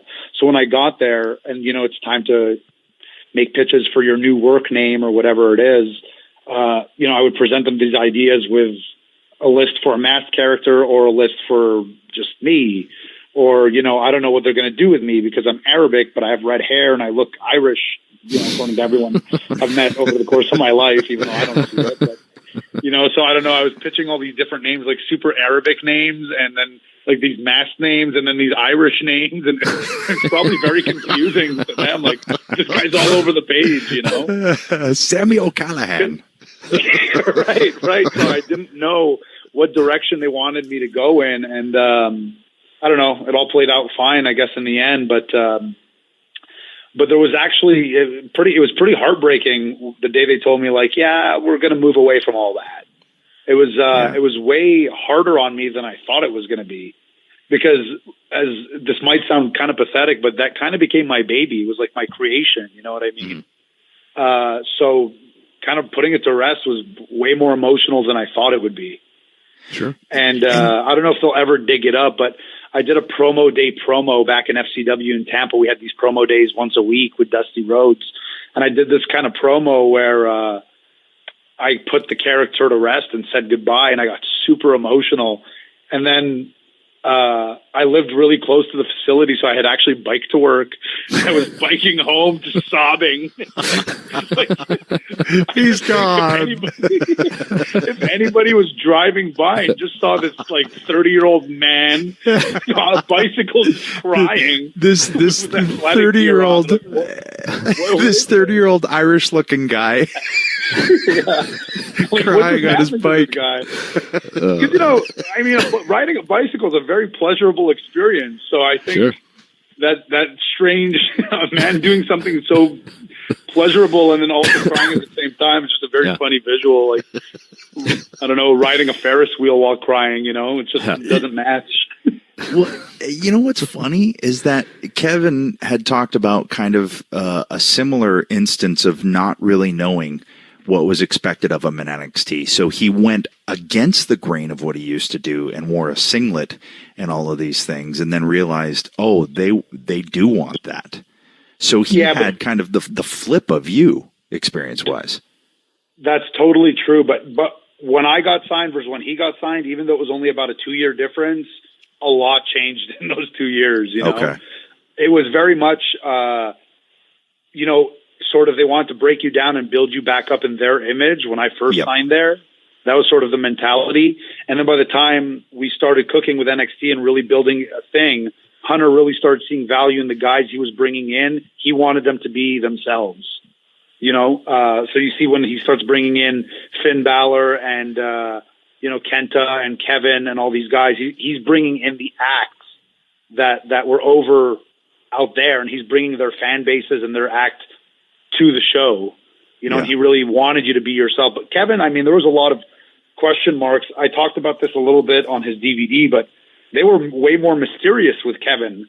Like when they signed him, they were sort of like, all right, but just don't expect anything, which is a really strange thing to say when you sign someone.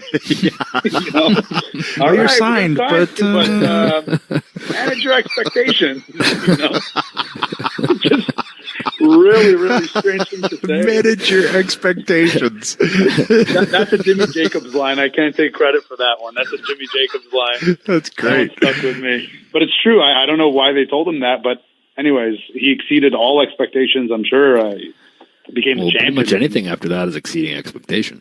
yeah, exactly. You make one show, you've just exceeded expectations. Exactly. Well, I will say that as difficult as it was for you, I think that once I saw your work without the mask, I went, whoa, it really did. For me, it took it to a new level, because now not only could I read the body, but I could read what was going on in your face, and your facials in terms of when you sell, really, really good stuff. And it took it somewhere else, especially seeing it right out of the gate down in NXT and the matches you were having and things like that. And you could feel it from the audience, watching that stuff with Neville and everything throughout all of that.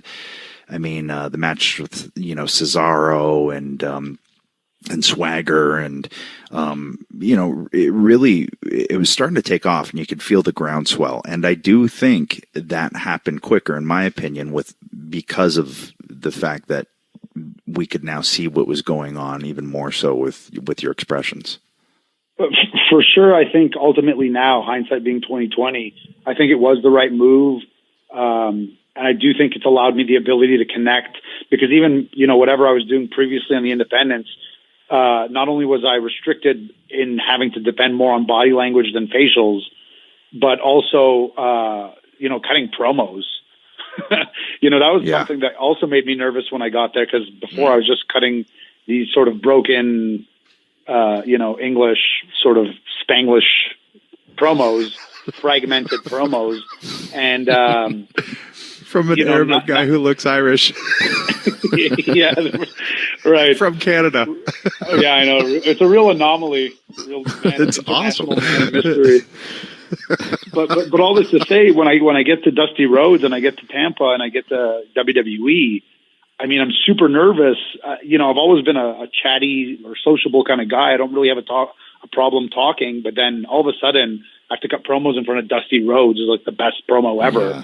And that's nerve-wracking. And he was a fan of my promos too. So, again, it's just like, as soon as I got to WWE, even though I had all these doubts, getting validation from all these legends and from all these great, great performers really is what kind of took my, took my confidence to a higher level. When you're operating at higher confidence levels, then everything you're doing is firing on all cylinders. So my matches are better, my promos are better, because people believe in you, and then you believe in yourself. So then the work gets better. So, my time in NXT was invaluable. And, I'm sure when I first signed, I probably thought, I shouldn't have been there 3 years or whatever.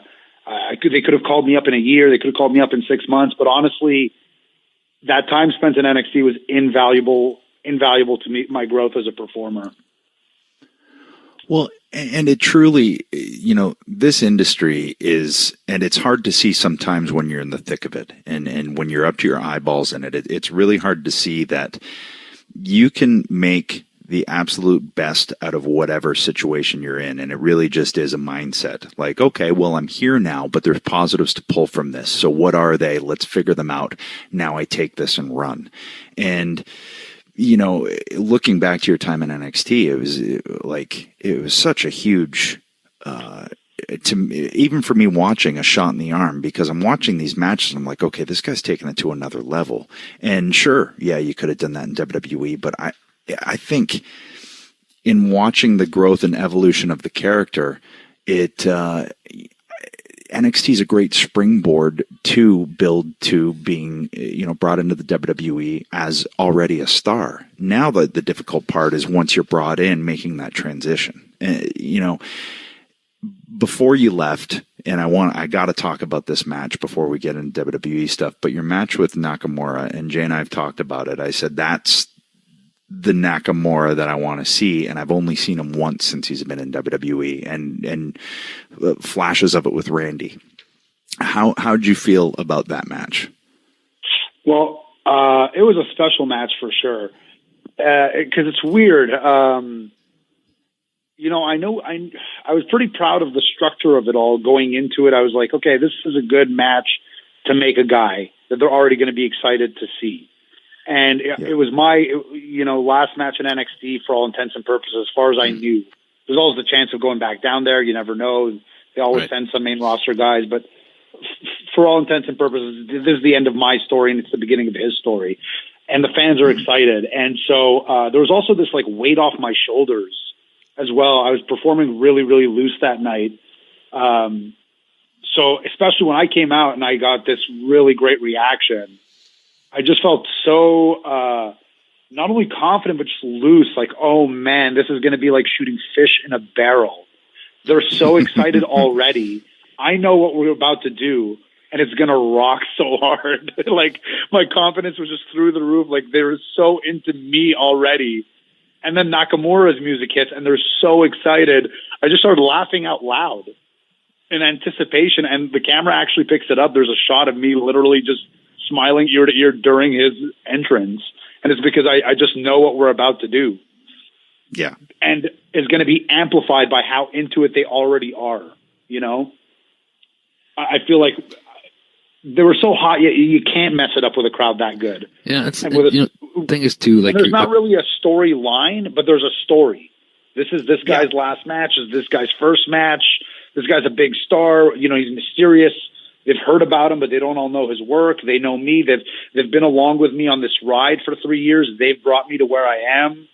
So all the ingredients are there, even though it's quote unquote a cold match. Mm-hmm. It's not. There's a built-in story there. So then the match happens, and the crowd was just so into it. It's one of those matches I won't forget anytime soon. And the amazing thing is I get asked about it all the time still. And, even fans at signings or whatever will always come up to me and still talk to me about that match. So it must have been special because, I remember talking to Finn Balor one time, and I get real existential about things sometimes, what is this life anyways? Just real wishy-washy. What are we doing with our lives? What are we even doing? Yeah. What is this? I don't know if that's a Seinfeld quote, but that's what it made me think of. What is this? What are we doing with our lives? But it's true, sometimes, and especially when I got hurt with my shoulder, and then I was out for 6 months. I don't know if you guys experienced this when you were out for an extended period of time, but you're like, what is pro wrestling anyways? What, I'm going to go out there and do these moves and they're going to react? What? It all just seems weird when you're out of the bubble. Yeah. I was talking to Finn one time and I go, what's a great match? Who's to say? Because I've seen quote unquote great matches that I thought were terrible. But if the crowd is going crazy, does that make it a great match? What's the barometer for a great match? And I remember one thing he said was, he's like, well, a great match stands the test of time. That's one of the true marks of a great match. And it's the truth when you watch Shawn and Brett, the Iron Man match, or Shawn or Brett and, Stone Cold at WrestleMania, or all these matches that we view timeless. You watch them now, they hold up. Mm-hmm. My matches from '04 breaking into the States, which I thought were great at the time. You watch them now, they're probably atrocious, but that's the difference. And so I feel like now I haven't watched that match back, but I feel like it'll hold up. So that's why I'm proud of it. Yeah, and I think it's important for everybody's career too to have moments where that people remember, and that's what it's about. It's about making moments, and there's certain moments for both Adam and I where people are going to talk to us about that for a long time, and it was something special that you did. But you also mentioned something about there wasn't really a story. If you're good, and if you have two guys that are good and are on a certain level, you can make a story even if there isn't one. If that makes any sense. And that's one thing that I feel we did in that match is we built a story throughout the match. And now, it's so funny because going back to the beginning of my career where I'm like, sure, hell of a story, great story. And I don't even know what the word means. Yeah. And then getting to the point with Nakamura where I know okay, here's who we are. Here's what it is. Here's the story. Here's how it unfolds. It's a coming of age tale, young Sammy coming of age. Not only do I know what a story is, but I think I kind of know how to tell one now,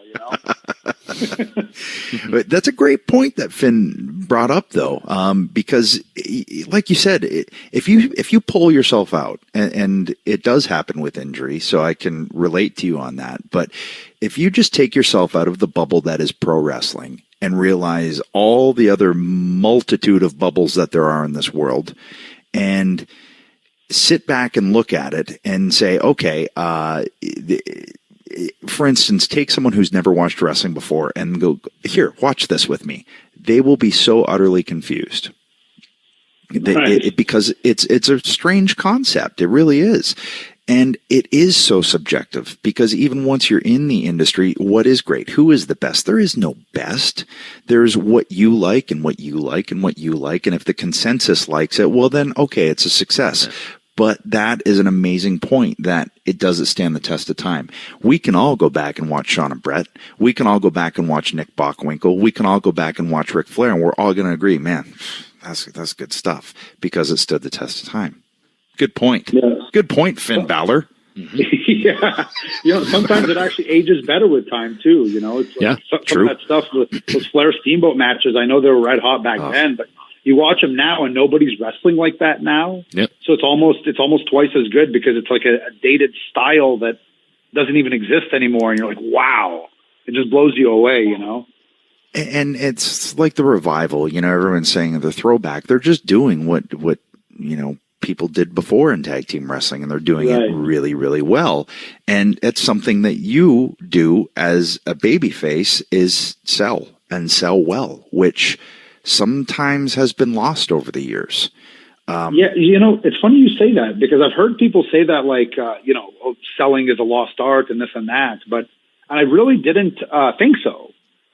But then, I don't know, I was talking to Kevin one time or something, and he was kind of pointing things out about just all around us, like how selling got lost. And then I kind of started watching, and I'm like, man, he's totally right. Like, people kind of don't sell very much. And I'm sure I've been guilty of it over, certain times. Like, you'll run a certain sequence where sell something for a second, but then you sell sort of, it's a different philosophy, like a delayed sell type thing, a last-ditch effort. But I'm sure you got old-timers looking at that and go, these kids are not selling anything. And now I'm almost becoming that old-timer where some of the stuff I see on the indies, sometimes I'm like, God, they're not selling anything, But so I don't know, but wrestling just progresses and changes all the time. But I do think that one of those big changes as it evolves is we get so caught up in creating exciting moments within the match that we sometimes lose the bones of the match, which is story and character and selling. Right. I actually said this on Jericho. Yeah, character's everything. I mean, I could go into this for hours, honestly, but it's great to react to moves, but I want to know and feel for the person doing or receiving the moves, and that to me is still the most important part. And selling does that. Yeah, and I think too that sometimes performers get and everybody's been guilty of it. We all have at times. That if they hear a reaction, and we've talked about it on this pod before, fans get conditioned to react a certain way when they see something big, like a holy shit chant or this is awesome chant. And sometimes in performers' minds, they hear that and they think, oh man, I'm over. But that doesn't necessarily equate to that there's a personal connection to you as a performer. That just means that they're conditioned to react that way when they see something big. So the easy thing to do is go out and do big things to get an easy reaction. Do you know what I mean? I couldn't agree more, honest to God. I remember when you were saying that, I kind of got a flashback to this match I did one time in PWG, tail end of my indie run. I wrestled Rich Swann. And it was like a good match, I guess, whatever that even means. It was a match, and fans sort of reacted favorably to it. And then we got back, and he was like, "Hey, man, so what'd you think? You happy with it?" I was like, "Yeah, it was okay." He's like, "Really? I thought it was really good." I go, "Look, they cheered in all the right places, and they did all the right things, and we did all the right things, and they reacted how we thought they'd react. But you and I both know that's not, that's not what it's about. And that's not what made that wasn't good. That wasn't a great match. It was like an adequate match where we did our part and the crowd did their part and we all pretend it was really good. But sometimes it's just fluff, like you said, because the fans, they get conditioned too. So now they're playing their part, which is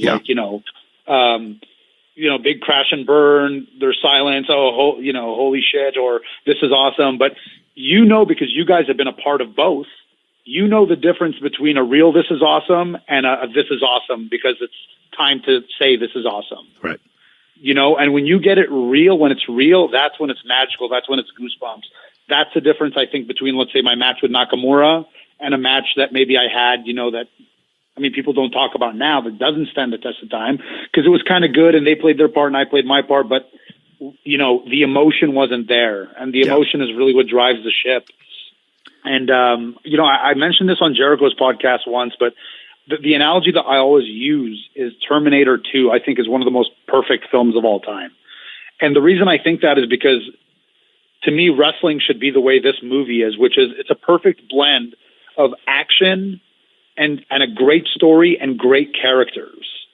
And if you lose any one of those three components, it's like good. But when you have all three of those components firing at all cylinders, it's a masterpiece. So, it can be so rare too. It's very rare. It's very hard to do. So if you get good characters telling a good story, but the action is like meh, it's okay. It's good. Or if you give me great action with good characters, but there's no real story, again, it's meh. But if you get great story being told by two great characters and it's got great visual effects, that's to me when you create magic. And not only that, but the reason I think it's magic is because anybody could appreciate it. Because if you're kind of just like a nitwit and you just like explosions, you'll still be like, man, that was cool. But if you're really like, an intellectual and you're looking deeper and you're like, oh, wow, there's all these philosophical undertones and it's a social commentary and all this stuff. So it could be enjoyed on so many levels. You know what I mean? And I feel like wrestling is like that. It should be able to be enjoyed by the most diehard wrestling fan or by someone, like you said earlier, that never watched wrestling and you put them in front of a screen and say, hey, watch this. And they would get it and they would enjoy it. That's when it's being done at its highest level. Yeah, for sure. Yeah. And you talk about layers and you talk about stories and you talk about characters. Now, looking back, and you mentioned it briefly about your injury, your debut match, it's in Montreal. It's against John Cena. You tear your rotator cuff. Now, we can look back now and say, yeah, that's a layer. You can use that going forward. Even in your promos now, you could use it. Because that's where it all starts. And it ends up being a great part of the story. But at the time, what do you feel when that happens? And did you know what happened when it happened? No, I didn't really know because it was a two-pronged thing. So first, I throw my arm up on the stairs and something pops, but it's so fast that I don't even know what happened, but I just go, oh boy, what was that? Yeah. But everything seems fine. If you watch the footage back, I'm moving my arm, everything's fine. I just think, oh boy, I don't know what that was. And then 2 minutes into the match, he gives me a back suplex and I know my shoulders popped out. And I'm trying to just roll onto the apron, but I can't. My arm is dead, so I just can't even roll over. And then I guess when I finally do roll over, my arm falls back into place, but I don't know really what's going on because I've never dislocated my shoulder or had that kind of shoulder problem. I separated it once, but it felt nothing like that.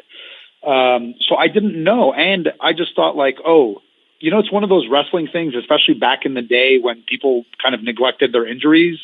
You'll hear somebody say something like, oh, my shoulder popped out, but popped it right back in. Kept going, brother, or whatever, you know, like it's just something you hear, like my shoulder popped out and then it popped back in. So I didn't think it was a huge deal. But then the next day or that night, I'm told I need surgery. And I go, what? It just popped out. It's back in now. I'm fine. Yeah. But I guess that's not how it works. Well, it's what happens while it pops out or what tears while it pops out. Yeah. Yeah, now I know that. Yeah. forever learning, you know?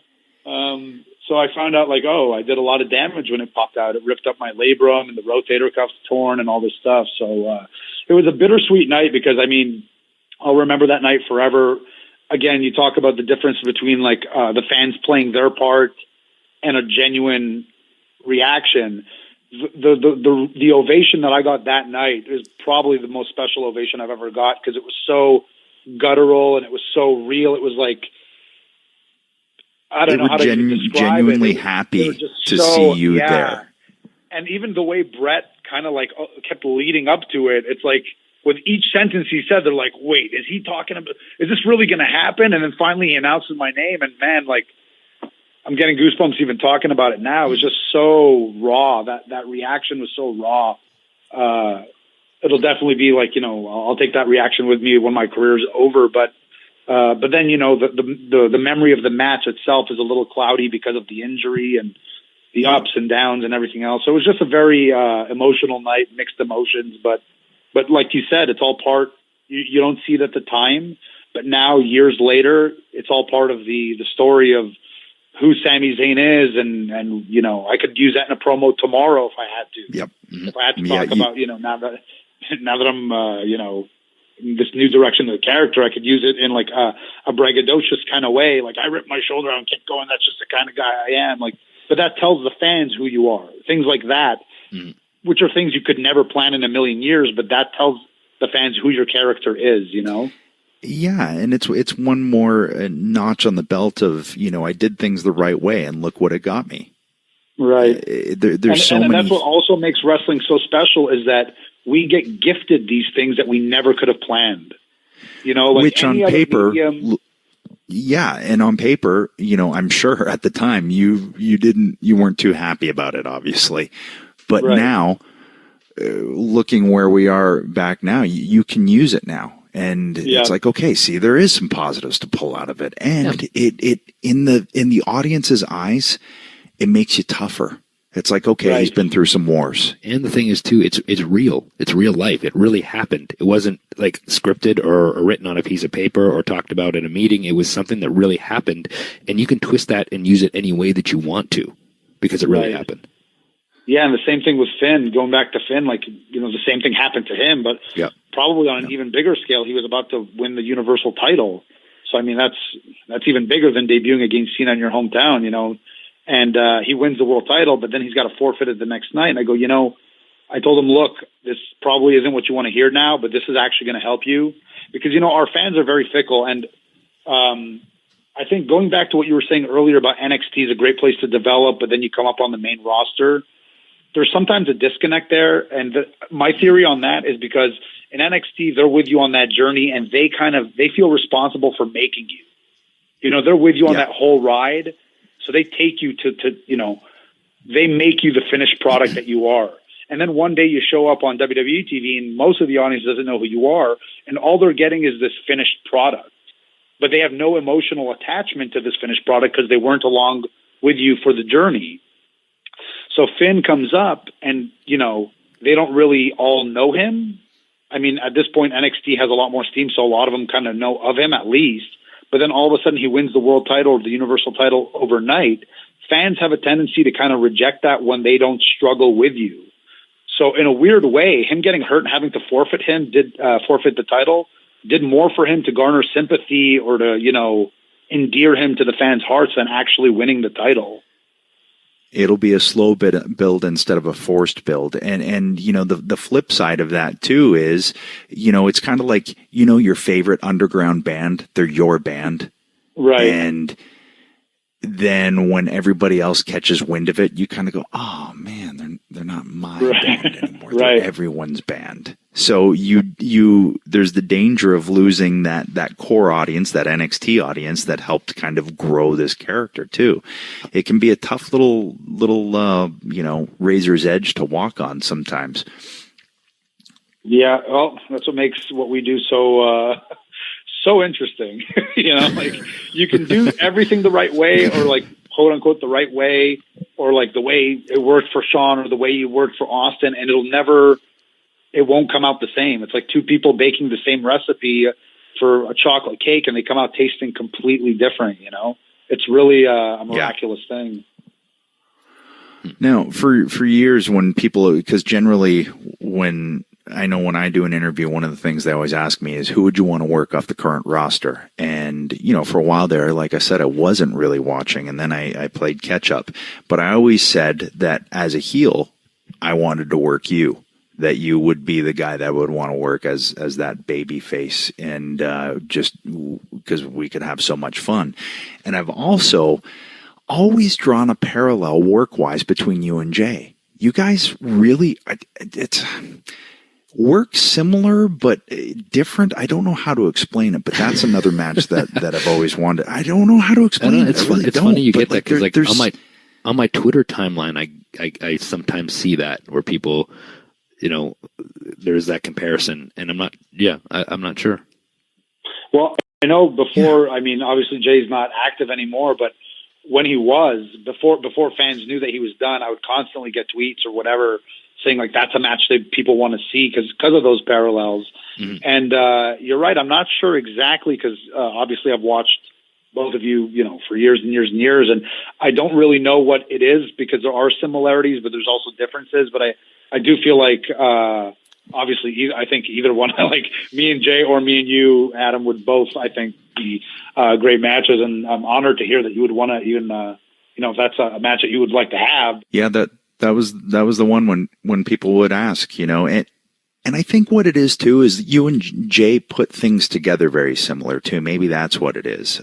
Just in watching that, maybe that's where one of the similarities. But and also, like you said, you and Ray would tear it up together, especially with where your character is going now.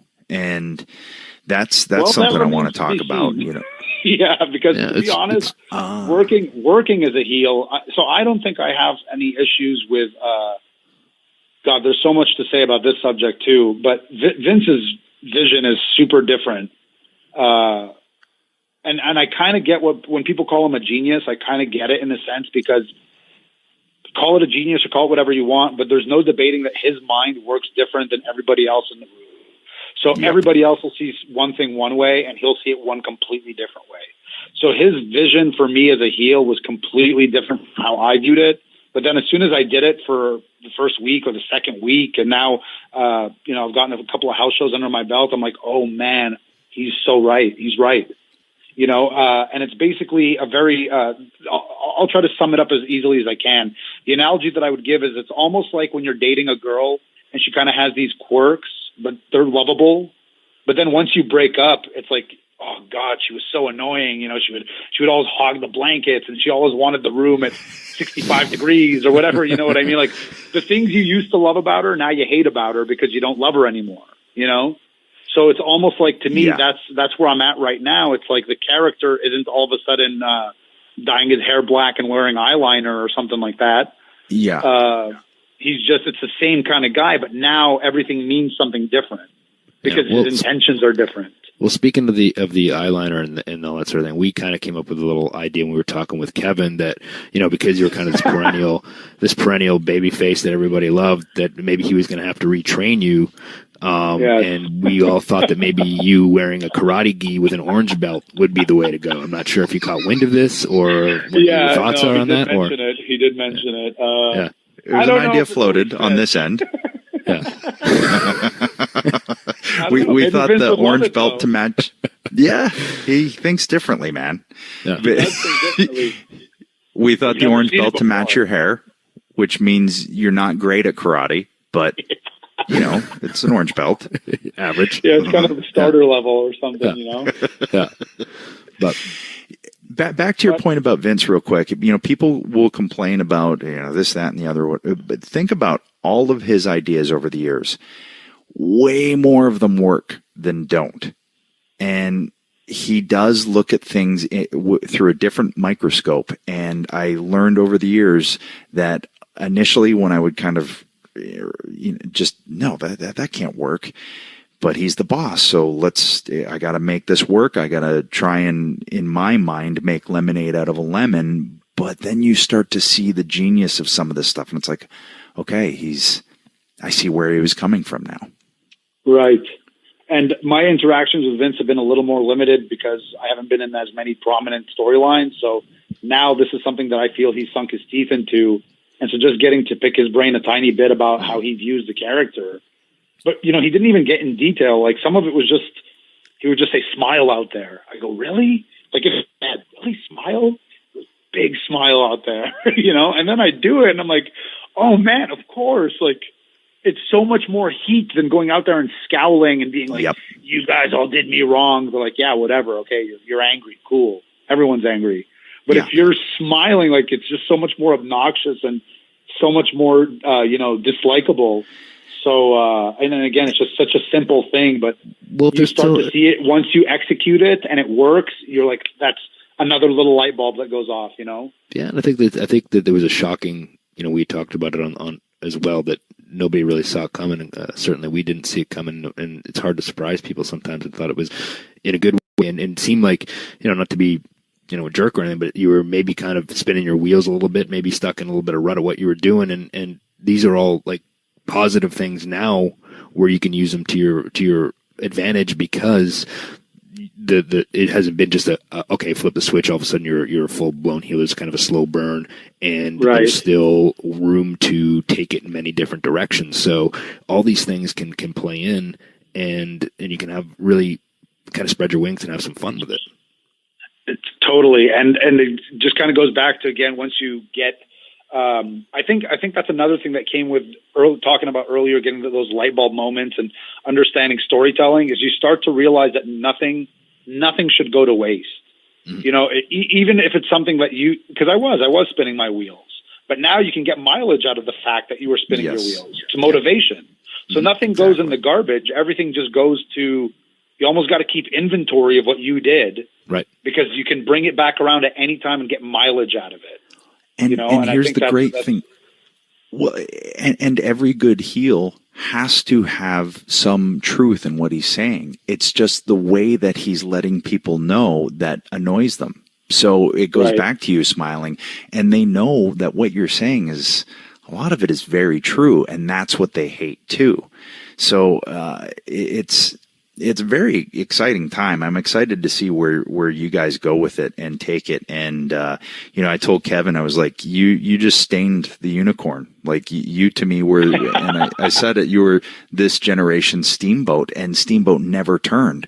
So this is a really cool thing in that, I think we've taken this generation Steamboat and turned them heel. What happens now? And that's really fun. You got to be stoked, dude. Yeah, well, it's funny you say Steamboat, because I kind of,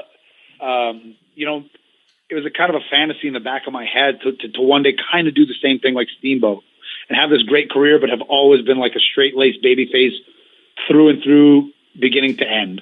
And I've done like a couple of tiny heel stints, but nothing of substance, Yeah. But so I was a little, again, it was one of those little heartbreak moments, but the second it's over, it's like, man, what do we do now? There's so much that could be done. So I'm very, very excited. But in full disclosure, the part that I'm still like, I don't have full confidence in yet, but I'm sure it'll come, is just actually working like a heel. Well, you've been a babyface for so long, right? So it just, because I've worked with one mission in the ring for all these years. One mission, like everything I did in the ring was to get them behind me. Everything, like every movement, every sell, every move, the way I structured everything, it was all with the goal of getting them behind me, because that's the story we're trying to tell. That's what we're trying to accomplish. So now it's like, man, talk about a 180. And so I'm going to need to relearn this a little bit, Well, and just, you're a student of it. Go back and think of the guys that you enjoyed watching as a babyface and a heel, and then pull apart why. Like you said, Sean, or, Brett as a babyface and as a heel, and Brett's early heel stuff when he was, working Dynamite Kid in singles matches in the Maryland Center, or in the Capitol Center in Maryland, there's, that's all you got to do is just think of those people. And, there's not a lot of them though. So. Yeah, it's funny. I think I heard a thing with Austin was talking about when he turned heel and how he looks back on it now and he regrets in a way that he completely 180'd on his character, where he'd gone from this badass to kind of like a chicken overnight, and there wasn't that slow transition. So that's the one thing I'm kind of working on as well in the ring, because when we go back and I say okay, the guys I liked were real rubber ball style bump and feed, wacky sort of big selling heels. But the thing is, it can't be too far of a departure at this point in time from where the character was just a month ago. Yeah, it's going to be strange if you go straight there. You can get there, but it's finding that bridge to get there. And it will be challenging, but you'll figure it out. But you know what? It's just exciting to be challenged too. Yeah. Sure. Because I was spinning my wheels. I was, and and speaking of that, I had a question, and I asked Kevin this something similar when, because you talked about earlier that you were there for 2 years before he got signed, and you guys came up together and were such good friends, so tight. He said, like family. And was there a part of you? I asked him that, was it hard for him to watch you there and get signed and all that sort of thing? Was there a part of it that bothered him, or is he just straight up happy for you? And or did he use it as a motivation? Was it kind of the same thing with you when, like we said, you felt like you were spinning your wheels and you see Kevin, working, Jericho at WrestleMania, and he's the Universal Champion, and he's doing a storyline with Shane McMahon, and he's doing all these big things. Was there any part of you like, man, you're happy for him, but you're itching to get your chance to do that as well? Like, what was your thought process there? Yeah, 100%. And I already know his answer to that question was it was really, really, really hard on him to see me get signed and to start going off and doing this stuff and building a name and building NXT and all that stuff, and him not there. I know that was really hard on him. Mm-hmm. And on the flip side, we completely reversed roles, because the second he got signed, he took the title off me, and then it was all up. It was just a linear trajectory of one amazing thing after the other for him. And not quite the same for me. Literally from the time I dropped the title to him, it's we completely swapped roles. And, I still attained success, and I still had matches that I'm very proud of. But the thing is, when you have someone that you feel is your equal and they're doing so much better than you, it kind of God, I don't even know how to say this. It's like a motivation tool. Also, for sure, it motivates me, for sure. Mm-hmm. And you have to have that belief in yourself that you'll get to that point too eventually. Yep. You have to also kind of tell yourself, well, it's different. I'm a baby face, and I'm a slow build type of baby face. I'm not the kind of I don't think I'm the kind of baby face you just strap the rocket to and wins every match right away. And, that's just not my character, I don't think. So I think inherently I'm a bit more of a slow build character. So, you have to kind of tell yourself, oh, you'll get there when you get there, but it's still hard and it's still frustrating. Yeah. But the thing is, it wouldn't have been as frustrating for sure if Kevin hadn't done so well, because we've used each other as the measuring stick our entire careers. Mm-hmm. And that's how we've both gotten better, is I think throughout different points in my career, I'd say, man, he's definitely ahead of me.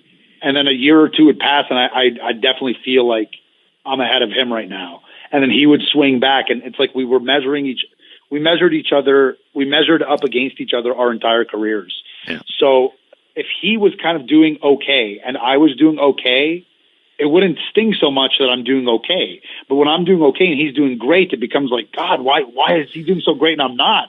I don't get it. And you're happy for him.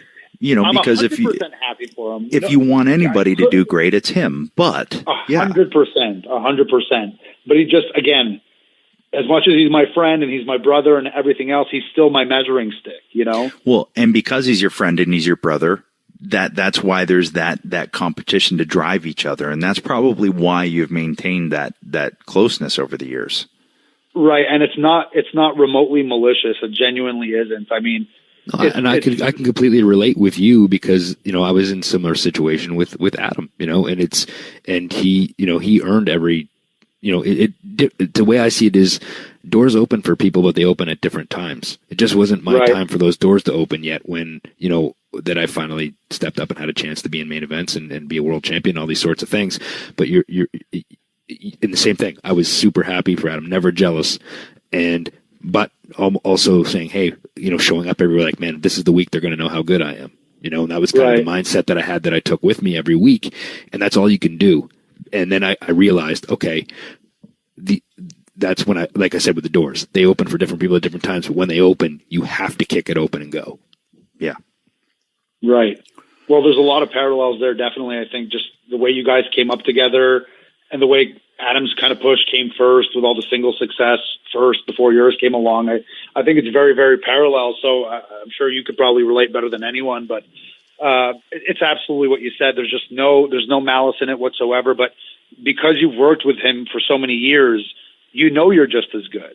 So you can't really figure out why, like what the missing piece is. Yeah. And going back to Adam, what you were saying before, when you're in the thick of it, it's so hard to see things clearly. Yep. Especially when you're clouded by, uncertainty, and you just don't. Because the thing about wrestling, again, that's so interesting when you talk about these doors in the right time, is it's not like sports, where sports, going back to fantasy hockey here, but like, if Steven Stamkos, who I drafted as my second pick, by the way, if he's on a tear, and he puts up 80 points or 100 points, that's it. He's the best because he's put up the most points. It's objective. It's not subjective. And so, ours is totally subjective. Right. Yeah. Us, it's like Stamkos and Kucherov playing on the same line, but everyone talks about Stamkos like he's the Hall of Famer, but Kucherov scoring just as many goals, but not getting any credit or not getting just isn't viewed in the same light, almost like a Crosby Ovechkin type thing, maybe, but, so that's what makes these rivalries so great, I think, sometimes. But that's why I think our rivalry has been interesting for as long as it has been, too, Yeah. I think people sense these things on like a subatomic level, I think. Without a doubt. I think that's completely true. And I think it's one of those intangibles that, people don't realize why they don't want to touch the remote, but they don't want to touch the remote. Yeah, and it's really weird for me because people have wanted to see us wrestle each other since we started in Quebec in 2003, and now they still want to see each other all the way through WWE. Like it's crazy to me that it never got. I mean, I think it maybe got not a little old recently, but recently it's been like we've been fighting each other without a reason, because sometimes it's we need a match for Seg 10, and okay, let's put Owens and Zayn. We know it works or whatever, So that I mean, if anything, I think that's hindered our story a little bit because we've always had a reason to fight. And if you take that reason out of it and it just becomes matches for the sake of matches, you're chipping away at something special, But I will say, and I texted both of you guys after this, that series of pay-per-views you guys had where there wasn't really anything more at stake than the fact that you guys just have a rivalry. And I let you guys know that if you keep putting those matches together, eventually you can't be denied. And because they were just good wrestling matches. And the storyline wise, I don't know what was the build really, except that you guys have a history. And I think you can look back and say all of those matches still laid the groundwork for where you guys are now, because it had to let this audience, this broader worldwide audience, know by having these random pay-per-view matches. 100%, but I'm not talking about those matches, because I think those matches, like you said, at least there was we didn't get deep into why the rivalry existed, but you knew there was a rivalry. It lasted 6, months or whatever it was. Yeah. And the matches were great. It's sort of after that where I'm kind of just on just TV, kicking my tires, and every now and again ending up in these random, segment 10, segment 11, 2-seg matches. Yeah. Just for the sake of we need matches on TV. Gotcha. And so that's where I think maybe it took a bit of a hit, but with the right story, and the story is there, We have 14 years of friendship and competitiveness and love and envy and jealousy, and every human emotion under the umbrella is involved in our story. So as long as that story is told, it'll always be interesting because all the elements are there.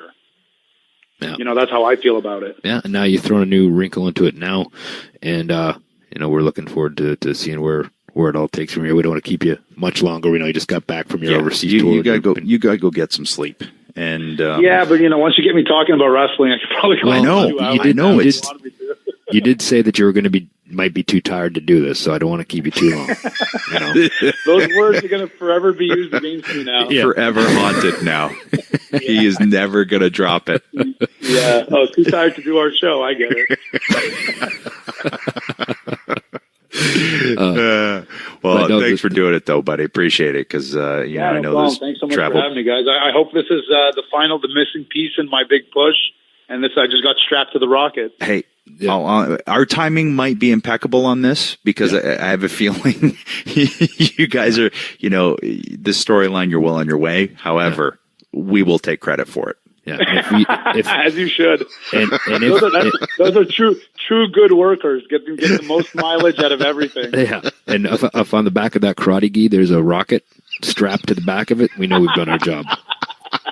An orange rocket. Yeah, an orange rocket. Well. All right, man. Hey, thanks a lot. Get some rest. Appreciate it. Looking forward to see what you're doing in the future. I'm sure it's going to be huge, and we're really happy for you, and everything's going well. All right. Thanks a lot for having me, guys. Thanks, man. See you, buddy. See ya. Rocket strappers strike again, Bird. Yeah, we strapped him, but good.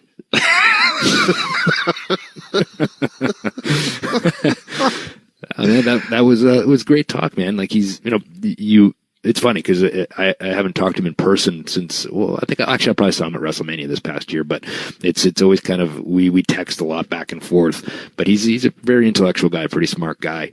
And, it's cool to get his take, and he's a different breed of cat, right? Like he has like a different take on things, and that's cool to get his kind of perception, on things and how things are unfolding and what his place in it all is. It's very interesting. And we have the relationship where we got to bust his chops, and, sure. and back and forth. So, that was a lot of fun.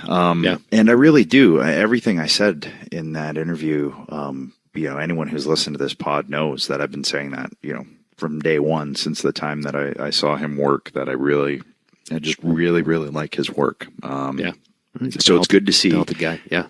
That and very interesting to his point to try and bridge the gap to where he's got to take it now without doing a complete about face work wise. So that's going to be really interesting and a huge challenge, a challenge that he's obviously up to. But you know what though, it'll be fun to watch. It's stuff like that though that keeps you on your toes.